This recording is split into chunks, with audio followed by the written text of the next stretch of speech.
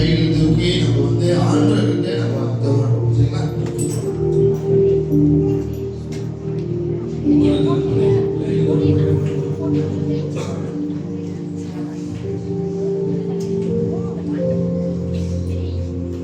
அன்பான தகவலை இந்த நல்ல நேரத்துக்காக நன்றி ஆண்டவரே.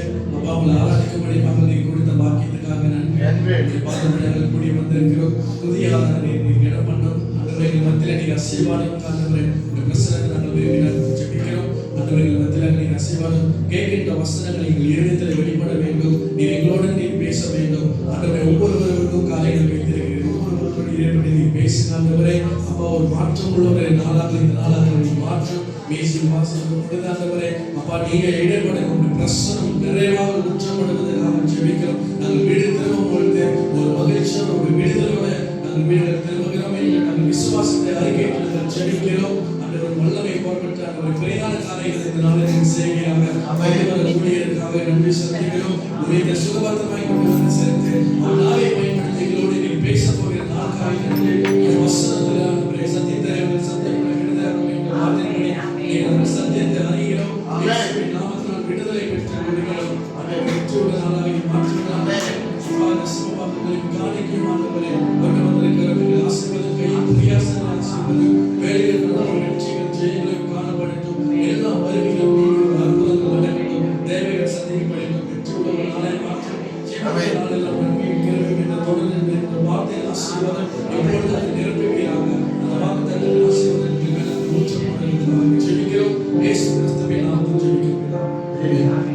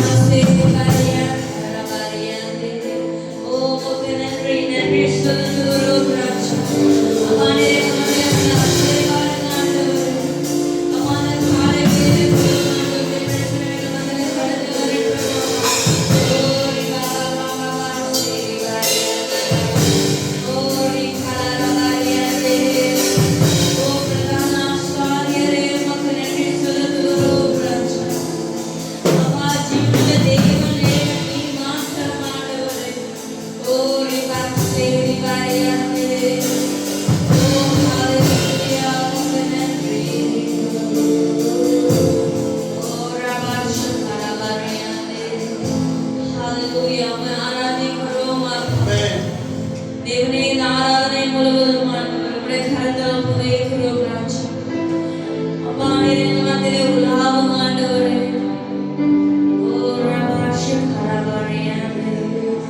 Thank you.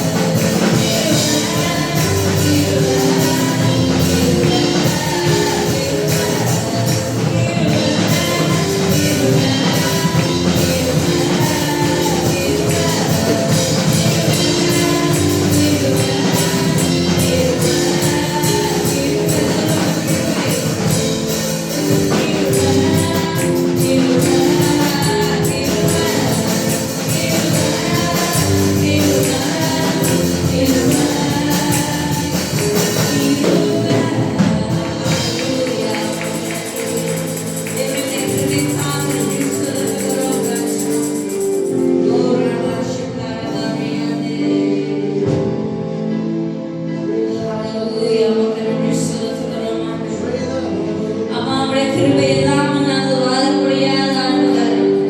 அப்பா உங்கள் புதிய கிருபை ஆண்டவரே. அப்பா ஒவ்வொரு நாளும் எங்களுக்கு நீர் புதுப்பிக்கிறதுக்காக நன்றி அப்பா. ஓரா வாஷுகரவரியானே. உம்மை விட்டு வாழ முடியாதையா.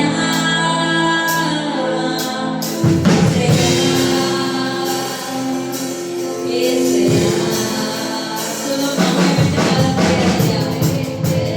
வாழ முடியாதையா.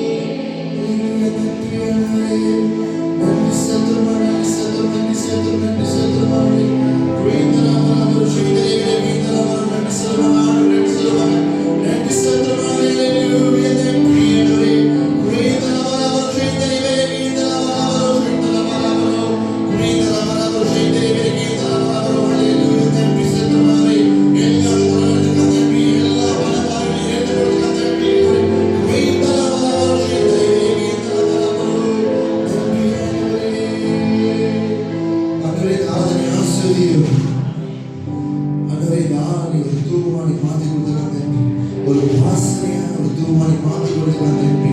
எங்களை எல்லாத்தையும் நீ ஆசீர்வதியும். எங்களுக்கு கொடுக்க போற பாக்கிய ஆசீர்வதியும். அன்றைய தேவ மனசுல ஆசீர்வதியும். ஒரு அக்கினியை பாய்ச்சதுக்காக நன்றி. ஒரு ஆசீர்வாதமான ஒரு வார்த்தை வந்ததுக்காக நன்றி. அவர் நாவை நீ பயன்படுத்தும். அவரை பயன்படுத்தும். எங்களை ஆசீர்வதித்துக் கொண்டிருக்கிற நன்றி. எங்களை வழிநடத்திக் கொண்டிருக்கீங்க. அதுக்காக நன்றி. இயேசுவின் நாமத்தில் பிதாவே. ஆமென். இயேசு நல்லவர். இயேசு நல்லவர். என்றென்றும் இயேசு நல்லவர். என்றென்றும். ஹalleluya. எல்லாரும் உட்காருங்க. நம்ம brother ஜிடியன் from Ipoh resident side. நம்ம அழைக்கிறோம். கையில் தட்டி பிரதர் ஜிடியன் அழைக்கிறோம். ஹalleluya.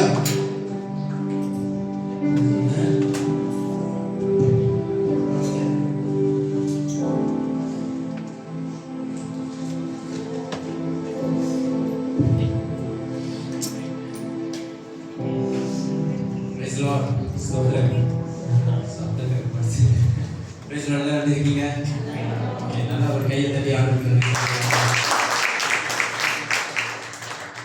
நான் ஏற்கனவே இங்கே வந்திருக்கேன், தெரியல, அறிமுகம் தேவைன்னு நினைக்கிறேன். ஸோ எல்லாம் சந்தோஷமா இருக்கீங்களா? பசியாரியாச்சா? பசியா இருக்கீங்களா? சரி, ஓகே, நல்லது. ஸோ ஒரு 3 நாள் வந்துக்கு பாஸ்டர் எனக்கு கால் பண்ணி நீங்கள் பீடருக்கு போங்க, போய் ப்ரீச் பண்ணுங்க அப்படின்னாரு. சொன்னேன் சரி பாஸ்டர் அப்படின்னு. அப்போ இன்னைக்கு அங்கே வந்து ஒரு ஸ்பெஷல் மீட்டிங் ஓடிட்டு இருக்கு. ஒரு இந்தியாவிலேருந்து ஒரு பாஸ்டர் சுரேஷ் குமார் அப்படின்னு இந்நேரம் அங்கே ஓடிட்டு இருக்கோம். போல நேம் சேஞ்சில் அங்கே இந்நேரம் அங்கே ஓடிட்டு இருக்கோம். ஆண்டவர் இன்னைக்கு கொண்டு வந்ததுக்காக நன்றி. ஆண்டவருக்கு ஊழியக்காரருக்கு அனுமதிப்பு தான் பாஸ்டர் நன்றி. முதல்ல ஆண்டவருக்கு, 2வது ஆண்டுக்கு, அப்புறம் உங்கள் எல்லாத்துக்கும் ஸ்தோத்திரம். ஏன்னா வார்த்தையை கேட்கணும் அப்படின்னு எல்லாம் உற்சாகமாக இருக்கீங்களா? சரி, கர்த்தர் உங்களோட பேசுவாராங்க. ஓகே,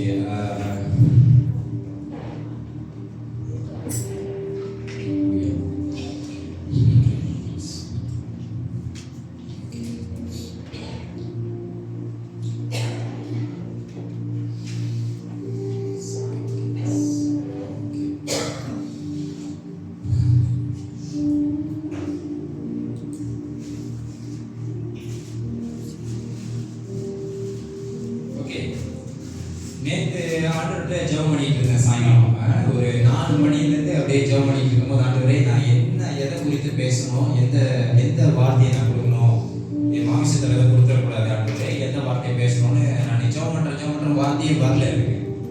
ஜெபம் பண்ணிட்டே இருக்கேன் ஒரு 1/2 மணி நேரம். எதை பற்றி பேசணும் இல்லை. அப்போ நானே என்ன பண்ணிட்டேன், என்னுடைய மாமிசத்தில் மை ஃப்ளஷில் வந்து சரி ஓகே இதை குறித்து பேசுவோம், ஆசீர்வாதத்தை குறித்து பேசுவோம், ஜனங்களுக்கு ரொம்ப பிரயோஜனமாக இருக்கும் அப்படின்ட்டு நான் ஆயத்தப்படுத்தும் போது எனக்கு அந்த சமாதானம் இல்லை. நோட்ஸ் எடுக்கிறேன், படிச்சு அங்கே படிச்சு இங்கே படிச்சு நான் எடுக்கிறேன். பட் எனக்கு அந்த சமாதானமே இல்லை.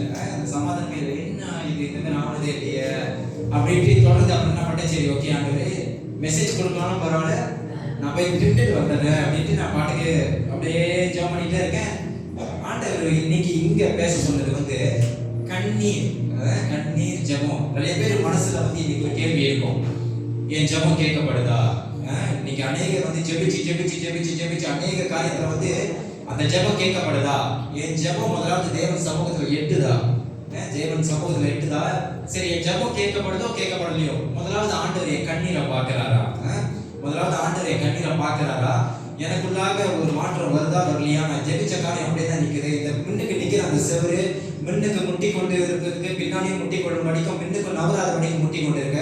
இது என் வாழ்க்கையிலேருந்து நவரணும், இது என் வாழ்க்கையிலேருந்து நீங்கணும், இந்த பயம் நீங்கணும், இந்த கட்டுகள் அறணும், இந்த தேவையில்லாத நினைவுகள் போகணும், இந்த பிசாசின் வல்லமை நிர்மூலமாக்கப்படணும் அப்படின்னு இல்லை. என் வாழ்க்கையில என் குடும்பத்தில் ரட்சிப்புக்குள்ள வரணும். இல்லை அநேகருக்குள்ள நமக்குள்ள ஒரு கேள்வி இருக்கும். ஆமாம் இல்லையா? அநேகருக்குள்ள நமக்குள்ள ஒரு கேள்வி, இது கேட்கப்படுதா இல்லையா? ஆண்டவரே ஏன் அமைதியா இருக்கீங்க? ஆனா ஆண்டவர் சொல்றாரு, எல்லாத்துடைய ஜெபத்தையும் நான் கேட்கிறேன். அல்லேலூயா. யாவருடைய ஜெபத்தையும் புறவே தள்ளாதவருமா இருக்கிறேன்னு வசனம் சொல்லுது. எல்லாத்துடைய ஜெபத்தையும் கேட்கிறாரு. ஆனா அது செயல்படுத்தும்படிக்கு அது எப்படி செயல்படுத்துறாருன்னா நம்ம அவரோட வைத்திருக்கிற உறவு பொறுத்து. அல்லேலூயா. ஜெபம் எல்லாமே தான் செயல்படும். ஏன்னா வசனம் சொல்லுகிறது, என் நாமத்தை பிரஸ்தாபப்படுத்தும் எந்த ஸ்தானத்திலும் நான் உன்னிடத்தில் வருவேன், உன்னை ஆசீர்வதிப்பேன் என்று வசனம் சொல்லுது. ஆமென். அப்ப ஆண்டவர் இயேசுவின் நாமத்தை பிரஸ்தாபப்படுத்தி பேசும்போது, ஜெபிக்கும் போது எல்லா ஜெபமும் கேட்கப்படுது. ஆனா அந்த ஜெபம் எந்த சீக்கிரம் வேலை செய்யணும், அது எப்படி நம்ம செயல்முறைக்கு கொண்டு வரணும்ன்றது அது தேவனோடு நம்ம வைத்திருக்கிற உறவு பொறுத்து இருக்கு. அல்லேலூயா. இந்த பக்கம் பாவம் செஞ்சுட்டு இந்த பக்கம் கொஞ்சம் பாவம், அந்த பக்கம் பரிசுத்தம் கொஞ்சம், இங்க பரிசுத்தம் கொஞ்சம், அங்கிட்டு பாவம் கொஞ்சம்னா ஆண்டவர் வந்து அதுக்கு உடனே பதில் கொடுக்க முடியாது. நம்ம கிட்ட தான் இருக்கு எல்லாமே. ஆண்டவர் சொல்றாரு, உன் இருதயம் தூரமா இருக்கும்போது உன் இருதயத்தை ஆராய்ந்து அறிந்திருக்கிறேன்னா சொல்லுவார். அல்லேலூயா. அந்த இருதயத்துல நீர் ஊற்று இருக்கா இல்ல வீர் ஊற்று இருக்கான்னு ஆண்டவருக்கு தெரியும். ஆமா தானே? அதுல பாவம் இருக்கா பரிசுத்தம் இருக்கான்னு ஆண்டவருக்கு தெரியும். அப்ப வெளியே வந்து உள்ளானது. அதனால தான் மனுஷன் சொல்றாரு, யாரும் பார்க்காத ஒன்று. இப்ப ஒரு சபை பாஸ்டரா இருந்தாலும் சரி, இல்ல சபை மூப்பரா இருந்தாலும் சரி, ஒரு சபை விசுவாசியா இருந்தாலும் சரி, நம்ம இருதயத்துல என்ன இருக்குன்னு அவங்களால பார்க்கவே முடியும். அதுல எத்தனை பேர் ஒத்துக்கிறீங்க? ஈவன் நம்ம இந்த உலகத்துக்கு கொண்டு வந்த அம்மா அப்பா, அவங்க தான் 10 மாசம் சுமந்து பெற்று, அவங்கனாலேயே நம்ம இருதயத்துல என்ன இருக்குன்னு தெரியாது. முக அசைவை பார்த்தீங்கன்னா என் பையன் கவலையா இருக்கான், என் பிள்ளை சந்தோஷமா இருக்கான்னு புரியும். சிரிச்சா சந்தோஷமா இருக்கான், கொஞ்சம் துக்கமா இருந்தா கவலைப்படுறான்னு காரணம் தெரியாது. ஆனா அது தெரியும், ஓ இவன் கவலைப்படுறான், என் பிள்ளை கவலையா இருக்கு, என் பிள்ளை இப்போ சோகமா இருக்குன்னு தெரியுமே ஒழிய அந்த என்னத்தினால சோகம் இருக்கு, என்னத்தினால கவலை இருக்கு, இருதயத்துல என்ன இருக்குன்னு ஆண்டவருக்கு மட்டும் தெரியும். அதனால ஏன்னா சுத்தி இருக்கிற இவன் கணவன் மனைவி அம்மா அப்பா நம்ம நெருங்கிய உறவு. இந்த பூமியில நம்ம வாழும்போது பிறப்புலேருந்து இறப்பு வரைக்கும் நம்ம பார்க்கிற பழகிற, நம்மளோடு வருகிற, நம்மளோட பயணம் செய்கிற, நம்மளை பாதியில கட்டி விட்டு போறவங்க, நம்மளை நேசிக்கிறேன்னு சொல்லிட்டு ஏமாத்துறவங்க எல்லாமே ஓரளவு தான் நம்மளை புரிஞ்சிக்க முடியும். ஆமாங்க, ஓரளவு தான் நம்மளை புரிஞ்சிக்க முடியும். முழுமையா புரிஞ்சிக்க முடியாது ஆண்டவர் மட்டும்தான். நம்மளை வந்து அநேகர் கோவப்படுறன்னு விட்டுட்டு போவாங்க. அநேகர் வந்து இவன் என்ன இவ்வளவு விளையாட்டுத்தனமா இருக்கான்னு விட்டுட்டு போவாங்க, இவன் ரொம்ப சைல்டிஷா இருக்கான்னு விட்டு போவாங்க. ஆனா எல்லாத்தையும் பார்த்து இன்னமும் நம்மளை அரவணைச்சிருக்கிறது ஆண்டவர் மட்டும்தான். ஆமாங்க. அப்ப அந்த இருதயத்துல என்ன இருக்குன்னு ஆண்டவரால் மட்டும்தான் அறிய முடியும். எந்த மனுஷனும் பார்க்க முடியாத ஒண்ணு, இயற்கைக்கு அப்பாற்பட்டது இருதயம். அந்த தேவன் மட்டும்தான் பார்க்க முடியும்.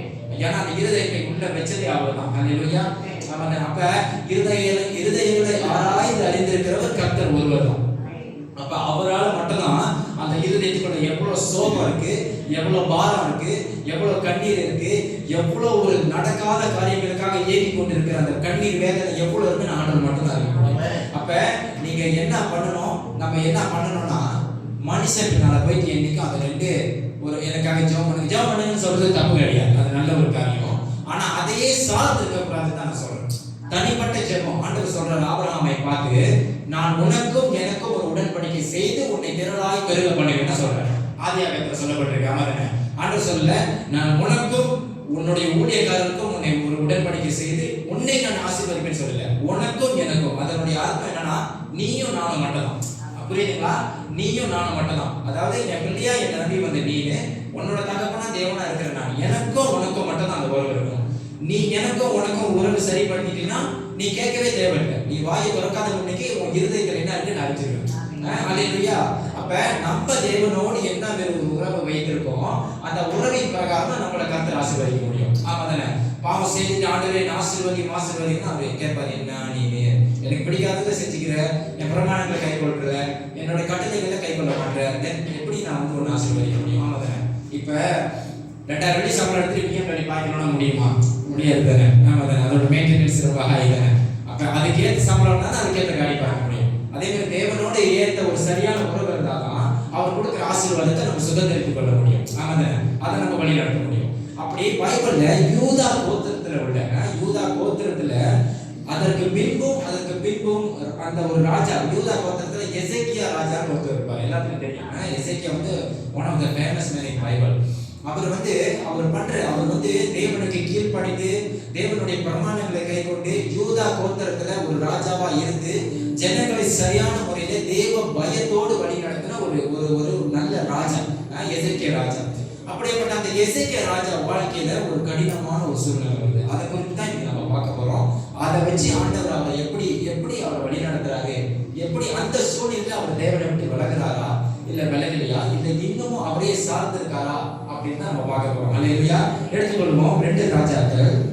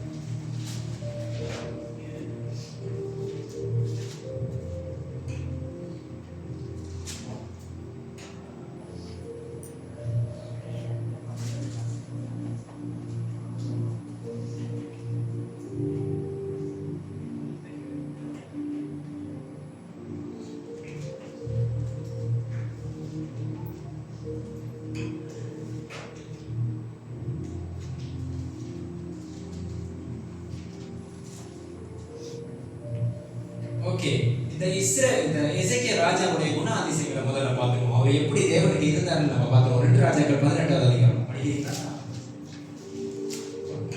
2 ராஜாக்கள் 18ஆம் அதிகாரம் 1ஆம் வசனம். இஸ்ரவேலின் ராஜாவாகிய ஏலாவின் குமாரன் ஓசியாவின் 3ஆம் வருஷத்திலே ஆகாசிலும் யூதாவுடைய ராஜாவாகிய குமாரனாகிய எசேக்கியா ராஜாவானான். 2ஆம் வசனம். அவன் ராஜாவாகிற போது 25 வயதாயிருந்து எருசலேமிலே 29 வருஷம் அரசாண்டான். சகாரியாவின் குமாரத்தியாகிய அவன் தாய் பேர் ஆபி. 3ஆம் வசனம். அவன் தன் தகப்பனாகிய தாவீது செய்தபடியெல்லாம் கர்த்தரின் பார்வைக்கு செம்மையானதை செய்தான். 4ஆம் வசனம். அவன் மேடைகளை அகற்றி சிலைகளை தகர்த்து விக்கிர தோப்புகளை வெட்டி மோசே பண்ணியிருந்த வெண்கல சர்ப்பத்தை உடைத்து போட்டான். அந்நாட்கள் மட்டும் இஸ்ரவேல் புத்திரர் அதற்கு தூபம் காட்டி வந்தார்கள். அதற்கு நிகுஸ்தான் என்று பெயரிட்டான். 5ஆம் வசனம்.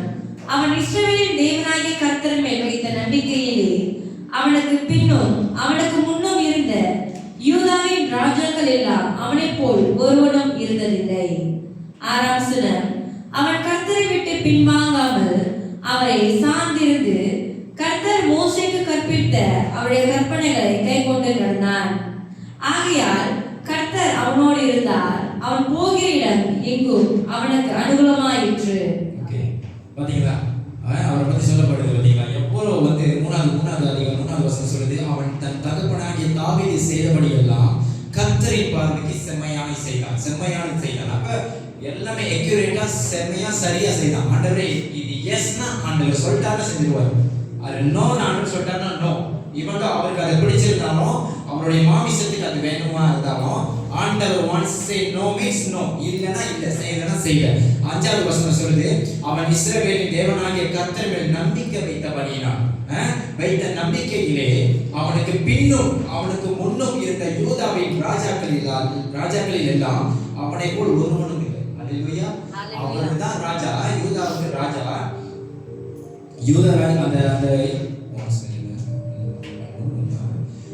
அவனுக்கு பின்னும் அவனுக்கு முன்னும் இருந்த யூதாவின் ராஜாக்களில் எல்லாம் அவனை போல் ஒருவரும் இருந்ததில்லை. அவர் தான் ராஜா. அவனுக்கு முன்னுக்கும் அந்த மாதிரி கீழ்ப்படிந்து தேவனை பிரமாணங்கள் கட்டளையில் கை கொண்டவர்களும் இல்லை.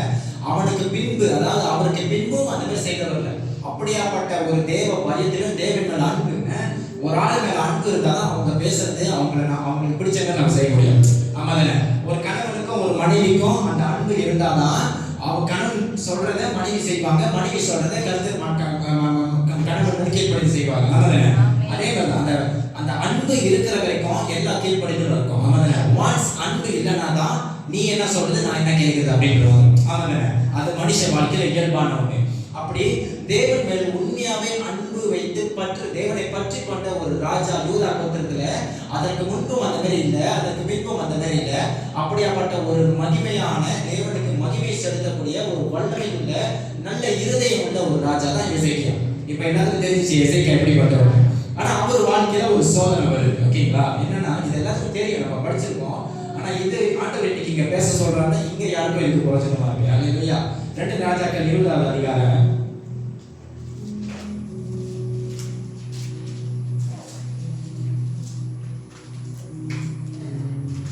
1வது 2வது 3. 2 ராஜாக்கள் 20ஆம் அதிகாரம் 1ஆம் வசனம். அந்நாட்களில் எசேக்கியா வியாதிப்பட்டு மரணத்துக்கு ஏதுவாயிருந்தான். அப்பொழுது ஆமோஸின் குமாரனாகிய ஏசாயா என்னும் தீர்க்கதரிசி அவனிடத்தில் வந்து அவனை நோக்கி, நீர் உமது வீட்டு காரியத்தை ஒழுங்குபடுத்தும், நீர் பிழைக்க மாட்டீர், மரித்து போவீர் என்று கர்த்தர் சொல்கிறார் என்றான். 2ஆம் வசனம். அப்பொழுது எசேக்கியா தன் முகத்தை சுவர்புறமாக திருப்பிக் கொண்டு கர்த்தரை நோக்கி, இப்ப அவருக்கு வந்து ஒரு கடினமான ஒரு காலம் வந்துருச்சு எசேக்கியா வாழ்க்கையில. எசேக்கியா வாழ்க்கையில ஒரு கடினம். ஏசாயான்னு ஒரு தீர்க்கதரிசி, தேவனால தெரிந்து கொள்ளப்பட்ட வல்லமையான ஒரு தீர்க்கதரிசி. ஏசாயாவை நல்லா அவங்க யோசிக்கணும். எசேக்கியா தனிப்பட்டவரோட தேவனோடு நல்லா ஐக்கிய வைத்திருந்தவர். அவ்வளவு நாள் தேவன் சொல்றதுதான் ஆண்டவர் செய்வார், அவர் செய்வார் எசேக்கியா. இவர் நோயில உள்ள போராடுற ஒரு சூழ்நிலை வரும்போது ஆண்டவர் அவர்கிட்ட நேரா சொல்றாங்க, ஒரு ஏசாயான்ற ஒரு தீர்க்கதரிசி அனுப்பி போய் சொல்லு, அவனுக்கு வந்து மரணத்துக்கு ஏதுவான ஒரு நோய் வந்துச்சு, அவன் மறிக்க போறான். அவனுக்கு முடிஞ்சா அவனோட காரியங்கள்லாம் ஒழுங்குபடுத்த சொல்லு, சபை, ஜனங்கள், குடும்பம், தனிப்பட்ட காரியங்கள் எல்லாத்தையும் ஒழுங்குபடுத்த சொல்லி அவனுக்கு நேரம் வந்துச்சு. the time is coming for him. and then அவர் போறாரு. அப்ப 3வது வசனம் அவர் படிக்கும்போது அவர் ஒரு சின்ன ஒரு ஜெபம் செய்றாரு ஆண்டவரை நோக்கி. 3வது வசனம், கர்த்தாவே, நான் உமக்கு முன்பாக உண்மையும் மன உத்தமமாய் நடந்து உமது பார்வைக்கு நலமானதை செய்தேன் என்பதை நினைத்தருளும் என்று விண்ணப்பம் பண்ணினான். எசேக்கியா மிகவும் அழுதார். 2வது வசனம், எசேக்கியா பாதி முற்றத்தை விட்டு அப்புறம் போகிறதற்கு முன்னே கர்த்தருடைய வார்த்தை அவனுக்கு உண்டாகி அவர் சொன்னது. 5வது வசனம், நீ திரும்பி போய் என் ஜனத்தின் அதிபதியாகிய எசேக்கியாவை நோக்கி, உன் தகப்பனாகிய தாவீதின் தேவனாயிருக்கிற கர்த்தர் சொல்கிறது என்னவென்றால், உன் விண்ணப்பத்தை கேட்டேன், உன் கண்ணீரை கண்டேன். இதோ நான் உன்னை குணமாக்குவேன். 3ஆம் நாளிலே நீ கர்த்தருடைய ஆலயத்துக்கு போவாய். ஆண்டவரே, அந்த மாதிரி ஒரு சூழ்நிலை வந்துருச்சு. 3வது வசனம் சொல்லுது, 2வது அதிகாரம் சொல்லுது, அப்பொழுது எசேக்கியா தன் முகத்தை சுவர்புறமாக திருப்பிக் கொண்டு கர்த்தரை நோக்கி, அவனுக்கு அந்த மாதிரி ஒரு பலவீனம் வந்துருச்சு, ஒரு சோதனை வந்துருச்சு. அவர் வந்து உண்மையாய் உத்தமமாய் கர்த்தரை பின்பற்றின ஒரு மனிதர், ஒரு ராஜா. அந்த மாதிரி அப்படியாப்பட்ட ஒரு மனிதருடைய வாழ்க்கையில் ஒரு பலவீனம், ஒரு சூழ்நிலை, ஒரு விழுற காரியம் வந்த பிறகு அவர் தூரசா யாரையும் தேடி போகல. இவன் அந்த காரியத்தை கொண்டு வந்த ஒரு தீர்க்கதரிசி, தேவனால் அனுப்பப்பட்ட தீர்க்கதரிசி தான் ஏசாயா. ஆனா ஏசாயா தீர்க்கதரிசியை நோக்கி அவர் போகல. அந்த மெசேஜை கொண்டு வந்த ஏசாயா தீர்க்கதரிசியை நோக்கி போகல. தன்னை உண்டு பண்ணின தேவனிடத்துல ஓடினான். ஹல்லேலூயா. அவன் இப்படி வந்து ஏசாயாவும் ஏசாயா முன்னுக்கு இந்த மாதிரி தேவன் சொல்றாரு, நீ முடிச்சு ஒரு காரியம் நீ போற அப்படின்னு சொல்லி, நான் உடனே ஏன் ஆண்டவர்கிட்ட எனக்காக மன்றாடு கம்பீஸ்ன்னு கேட்கல, திரும்பி கொண்டு சுவர்புறமாய் தேவனை தான் பார்த்தார். ஹல்லேலூயா. இங்க என்ன பார்க்கணும்னா, சூழ்நிலை வரும்.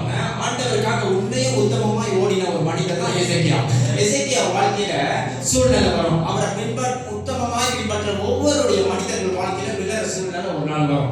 ஹல்லேலூயா. யாருமே மேல இருக்க மாட்டோம், கீழே இறங்கினாதான் மறுபடியும் ஏற முடியும். ஹல்லேலூயா. அடி வாங்கினாதான் அதோடைய அனுபவத்தை நம்ம கற்றுக்கொள்ள முடியும். அவன் உண்மையாய் பின்பற்றினேன், உத்தமமாய் பின்பற்றினேன், எனக்கு ஏன் ஆண்டவரே இது அனுமதிச்சீங்கன்னு அவர் யாரையும் நோக்கி கூப்பிடல, ஆண்டவர் மட்டும் தான் நோக்கி கூப்பிட்டார். ஹல்லேலூயா.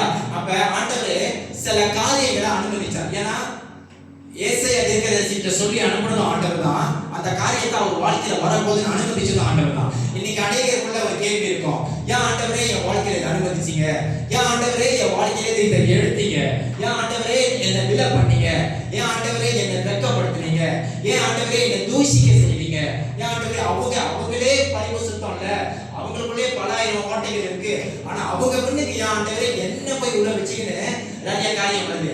ஆண்டவர் ஆனா ஒண்ணு புரிஞ்சுக்கோங்க, ஆண்டவர் நம்ம வாழ்க்கையில ஒரு காரியத்தை அனுமதிக்கிறார்னா அது நல்லதுக்கு தான். ஹல்லேலூயா. நம்மளை உடைப்பதை நோக்கம் உருவாக்குவதற்கு தான் அவனுடைய ஒளிப்பதற்காக. ஹல்லேலூயா. ஒரு காரியத்தை உடைக்கிறார்னா அது ஒரு காரியத்தை நமக்குள்ளாக உடைக்கிறார்னா, ஒரு காரியத்தை நமக்குள்ளாக அனுமதிக்கிறார்னா அது நம்மளை ஒளிப்பதற்காக, ஒரு நாளும் ஒளிப்பதற்காக அது நம்மளை உருவாக்குவதற்கு. ஹல்லேலூயா. ஆண்டவர் 2 அப்பம் 5 மீன் வச்சிருக்காரு. ஹல்லேலூயா. 2 அப்பம் 5 மீன் வச்சிருக்காரு. அது ஆசீர்வதிக்கும் போது அது அப்படியே இருந்துச்சு. எப்ப அதை பிட்டாரோ அப்பதான் அது பெருகிடுச்சு. ஹல்லேலூயா. ஹல்லேலூயா. 5 அப்பம் 2 தான் வந்திருக்கிறவங்களுக்கு 1000 2000 எத்தனை ஜனங்கள் வந்திருந்தாங்க. அது ஆசீர்வதிக்கும் போது 2 அப்பம் மீன் 5 மீன் அப்பதான் இருந்துச்சு. ஆனா எப்ப அதை உடைச்சி பிட்டாரோ அப்பதான் அது பெருகிடுச்சு. ஹல்லேலூயா. வசனம் அழகா சொல்லுது. மத்தேயு 14வது அதிகாரம் சொல்லுது, அந்த ஆசீர்வதிக்கும் போது 2 அப்பம் 5 மீன் அப்படியே தான் இருந்துச்சு. ஆனா அது எப்ப பிட்டாரோ அப்பதான் அது பெருகிடுச்சு. ஆண்டவர் உங்களை ஆசீர்வதிக்கும் போது நம்ம நல்லா தான் இருப்போம், ஆனா உடைக்கும் போது நிறைய பேர் நான் ஏத்துக்க முடியாது. ஹல்லேலூயா. ஆனா உண்மையான ஆசீர்வாதம் என்ன தெரியுங்களா, அவர் நம்மளை உடைக்கும் போது தான் இன்னும் பெருக உருவாக்க போறாரு. ஹல்லேலூயா. ஏன்னா அந்த மீனுக்கு அப்பத்துக்கு தெரியாது, சுத்தி இருக்கிற ஜனங்களுக்கு தெரியாது எப்படி அது பெருகிடுச்சுன்னு. ஆனா ஆண்டவர் அதை ஆசீர்வதிக்கும் போது அது அப்படிதான் இருந்துச்சு. பிதாவை நோக்கி விண்ணப்பம் செய்யும் போது அப்படிதான் இருந்துச்சு. எப்ப அதை உடைச்சாலும் அப்பதான் அது பெருக ஆரம்பிச்சு. ஹல்லேலூயா. இது ஸ்பிரிச்சுவல். இது இங்கதான் எனக்கு ரெவலேஷன் வருது. நான் இதுக்கு முன்னாடி இதை பார்க்கல, ஆனா இப்ப பேசும்போது நான் எசேக்கியா பத்தி பேசலாம்னு தான் நான் போறேன். ஆனா ஆண்டவர் என்கிட்ட எனக்கு அந்த ரெவலேஷன் வருது. 2 அப்பத்தையும் மீனையும் 5 மீனையும் 2 மீனையும் 5 அப்பத்தையும் எப்படி நான் உடைச்சனோ, நான் உடைக்கும் போது தான் அது பெருகுது. அதே போல ஜனங்கள்கிட்ட சொல்லி ஒரு காரியத்தை அவங்க வாழ்க்கையில நான் அனுமதிச்சேன், அனுமதிச்சிட்டேன், அவங்க எதிர்பாராத ஒண்ணு நான் அனுமதிச்சிட்டேன். அது அவங்கள துக்கத்தை காண்பிக்குது, அது அவங்க வாழ்க்கையை கவலைப்படுத்துது, அது அவங்க வாழ்க்கையை எதிர்பாராத ஒரு சூழ்நிலையில் கொண்டு போகுதுன்னா என்னை மட்டுமே நோக்கி நம்பி இருக்க சொல்லி சொல்றாங்க. அல்லேலூயா. அவரை மட்டும்தான் நோக்கி நம்ம சார்ந்திருக்கணும். அல்லேலூயா. ஏன்னா எனக்கு ஒத்தாசை வரும் பர்வதங்களுக்கு மேலாக என் கண்களை ஏறெடுப்பேன். ஆமாதானே? நன்மையான எந்த ஈவும் பூரணமான எந்த வரவும் ஜோதிகளின் பிதாவின் இடத்துல தான் இறங்கி வருதா. அல்லேலூயா. எந்த பாசம் கிட்டதோ, எந்த மனுஷன் கிட்டதோ, எந்த சபையிலிருந்தோ நமக்கு வராது. நம்மளுடைய எல்லாமே நம்ம தேவையை சந்திக்கலாம், எல்லாமே நம்ம கூட வரலாம். ஒவ்வொரு அளவு தான் எல்லாமே சொல்லுங்க, ஒவ்வொரு அளவு தான், ஒவ்வொரு அளவு தான் பாசம் நம்ம கூட வர முடியும், ஒவ்வொரு அளவு தான் சபை மக்கள் நம்ம கூட வர முடியும், ஒவ்வொரு அளவு தான் நம்ம தேவைகளை அவங்க சந்திக்க முடியும். ஆரம்பத்திலிருந்து முடிவு வரைக்கும் கர்த்தர் மட்டும் தான் எல்லாத்தையும் செஞ்சு கொடுக்க முடியும். அந்த வல்லம் அவருக்கு மட்டும் தான் தெரியும். ஏன்னா எல்லாத்தையும் சபை பாசம் மூலியமாவோ இல்ல ஜனங்கள் மூலமா கொடுத்து ஒரு தேவைகளை உங்களுக்கு சந்திக்க வச்சுட்டா நம்ம விசுவாசம் யார் மேல போயிடும்? அங்க போயிடும். பாஸ்டர் வருவாரு, சபை வருவாங்க, அவங்க வருவாங்க, இவங்க வருவாங்க. அந்த மாதிரி நினைச்சிட்டு இருக்கிற ஒரு சில பேருக்கு அனுமதிப்பாரு. ஆனா ஒரு கட்டம் வச்சிருவாரு புள்ளி. இதோட நீங்க என்ன மட்டும் தான் பார்க்கணும். ஒரு கட்டம் வரும் வாழ்க்கையில, எந்த ஒரு உதவி யாருக்கிட்ட இருந்து வராது, ஒத்தையில தான் நடக்கும். அல்லேலூயா. ஒத்தையில தான் நடந்தாலும் ஒரு சில காலத்துல ஒரு சில அனுபவத்தை கற்றுக் கொடுக்குறாருன்னா சில பாதை ஒண்டி போயிடுவார். நம்ம பார்த்து கேட்கணும், என்ன ஒண்டி நடக்கிறேன்னு அரவணைப்பே இல்லையே, உதவியே இல்லை அப்படின்னு சொல்றாரு. நான் பின்னால தான் வரேன், அது நீ இப்ப உணர மாட்டேன், முடிவுல நீங்க பார்ப்பேன். அல்லேலூயா. முடிவு சம்பூரணமா இருக்கும் சில காரியங்கள். அல்லேலூயா. அற்பமான ஆரம்பத்தை வசனம் சொல்லுது, அற்பமான ஆரம்பத்தை யாரால் மறக்கக்கூடும். ஆரம்பமே சூப்பரா இருந்துச்சுன்னா முடிவு வேற லெவல்ல இருக்கும். ஆனா ஆரம்பம் அற்பமா இருந்தா தான் யோக புத்தகத்துல சொல்லுது, அற்பமான ஆரம்பத்தை யாரால் மறக்கக்கூடும். அல்லேலூயா. உங்களோட ஆரம்பம் அற்பமா இருக்குன்னா கவலையப்படாதீங்க. வீட்டோட சபையில ஜனங்கள் குறைவா இருக்குன்னா கவலையப்படாதீங்க. இது ஆரம்பம் அப்படிதான் இருக்கும், முடிவுல நிரம்பி இருக்கும்படி நீங்க அல்லேலூயா. அது வேற படிக்க ஆரம்பிச்சிடும். அல்லேலூயா. அப்ப நம்பிக்கை யார் வைக்கணுமா? ஆண்டவர் மேல மட்டும் நம்பிக்கை. ஆண்டவர் மதிக்கிறாருன்னா என்னமோ ஒண்ணு இருக்கு, அதுக்காக தான் அனுமதிக்கிறார். சித்தம் இல்லாம திட்டம் இல்லாம ஆண்டவர் அனுமதிக்க மாட்டார். நல்லா இருக்கிறவன பணம் எனக்கு செய்யறாருன்னா அவனுக்கு என்ன ஆசையா, என் பிள்ளைங்க ஆசீர்வாதமா இருக்கும்படி தான் நான் சிலுவையில சொல்லுவேன். ஆனா அந்த ஆசீர்வாதத்துக்கு விரோதமா ஒரு சில காரியங்கள் அனுமதிச்சு பணம் பொறைவு தேவைகள் சந்திக்கப்படாம போகிறதுன்னு அனுமதிக்கிறான்னா என்னமோ ஒண்ணு கற்றுக் கொடுக்கிறாருன்னா. என் வாழ்க்கையில எனக்கு ஆண்டவர்கிட்ட 22 பேசுற ஒரு வார்த்தை நான் உங்ககிட்ட பகிர்ந்து கொள்றேன். ஆண்டவர் என்ன பார்த்து சொன்னாரு, நேர்ல ஜெபம் பண்ணும்போது நான் உடைக்கப்பட்ட காலம், அது எல்லாமே கைவிடப்பட்ட ஒரு காலத்துல அது நிறைய பார்த்துருக்கேன். ஆனா அது ரொம்ப கடினம். 2022 ஆண்டவர் என்ன பார்த்து சொன்னாரு, உன் வாழ்க்கையில நான் இதை அனுமதிச்சேன்னா 2 காரியத்துக்கு தான். ஒரு மனிதனுடைய வாழ்க்கையில நான் அனுமதிச்சேன்னா ஒரு காரியத்தை எதிர்பாராத வலி வேதனை கொடுக்கக்கூடிய ஒரு வேதனையை ஒரு காரியத்தை அனுமதிச்சேன்னா 2 தான். ஒண்ணு, உன்னோட திசையை என் பக்கமா நான் திருப்ப விரும்புறேன். இல்ல ஆண்டவரே நான் உங்களோட தான் இருக்கேன், அப்பயே நான் அனுமதிச்சுங்க, உனக்கு அனுபவத்தை நான் கற்றுக் கொடுக்குறேன். அல்லேலூயா. ஏன்னா அந்த அனுபவம் அநேகருக்கு ஓ மூலியமா பிரயோஜனமா இருக்கும். அல்லேலூயா. நம்மளோட பாதையில நடத்துறாருன்னா நம்ம நினைப்போம் நம்மள தான் நடத்துறாங்க. ஆனா நமக்கு தெரியாது பின்னால நம்மள அந்த பாதையில நடத்துற ஆண்டவர் அதே பாதையில நடிக்கிற அநேகருக்கு நம்மளை ஆசீர்வாதம் அங்க வைப்பார். அல்லேலூயா. நம்மள நடத்துறாருன்னா காரணம் இல்லாம இருக்காது. ஏன்னா அவருக்கு தெரியும் அவர் பரம தகப்பன். நம்மளை வாழ்க்கையை அனுமதிக்கிறாருனாலே ஏதோ ஒண்ணு இருக்கு. அதனால விழுகிறவர்கள் யாவும் மடங்கி போவாதபடிக்கு, ஐயோ நான் பாவம் செய்தேன் அதனால தான் விழுந்துட்டேன்னு சொல்லாதபடிக்கு இருப்பீராக. ஆமா தானே? பாவம் செய்தவன் அப்படிதான் அது ஆண்டவர் பார்த்துருவார். ஆனா ஆண்டவரே நம்பி இருந்து விழுந்துட்டீங்கன்னா எந்த மனுஷனையும் பார்க்காதீங்க, கர்த்தரை மட்டும் தான் பார்க்கணும். அல்லேலூயா. ஏன்னா அவர் தான் எல்லா தேவையும் சந்திக்க முடியும். அல்லேலூயா. ஆண்டவர் சொல்றாரு, நீங்க என்ன யாரும் ஆராதிக்கிறதுனால பரவாயில்ல, கல்லை வச்சு கூட என்ன ஆராதிக்க வச்சிருன்னு சொல்லுவார். அல்லேலூயா. அப்ப ஆராதிக்கக்கூடிய நம்ம அவரை எப்படி ஆராதிக்கணும்? அவருக்கு கீழ்ப்படியணும், உண்மையா இருக்கணும், உத்தமமா இருக்கணும். ஓகே சரி. இப்ப எசேக்கியேலுக்கு வந்துருவோமே. 3வது அதிகாரம் சொல்லுது, 3வது வசனம் சொல்லுது, 20வது அதிகாரம், கர்த்தாவே நான் உமக்கு முன்பாக உன்னையும் மன உத்தமமாய் நடந்து உமது பார்வைக்கு நலமானதை செய்வேன் என்பதை நினைத்தருளும் என்று விண்ணப்பம் பண்ணினான். எசேக்கியா மிகவும் அழுதான்.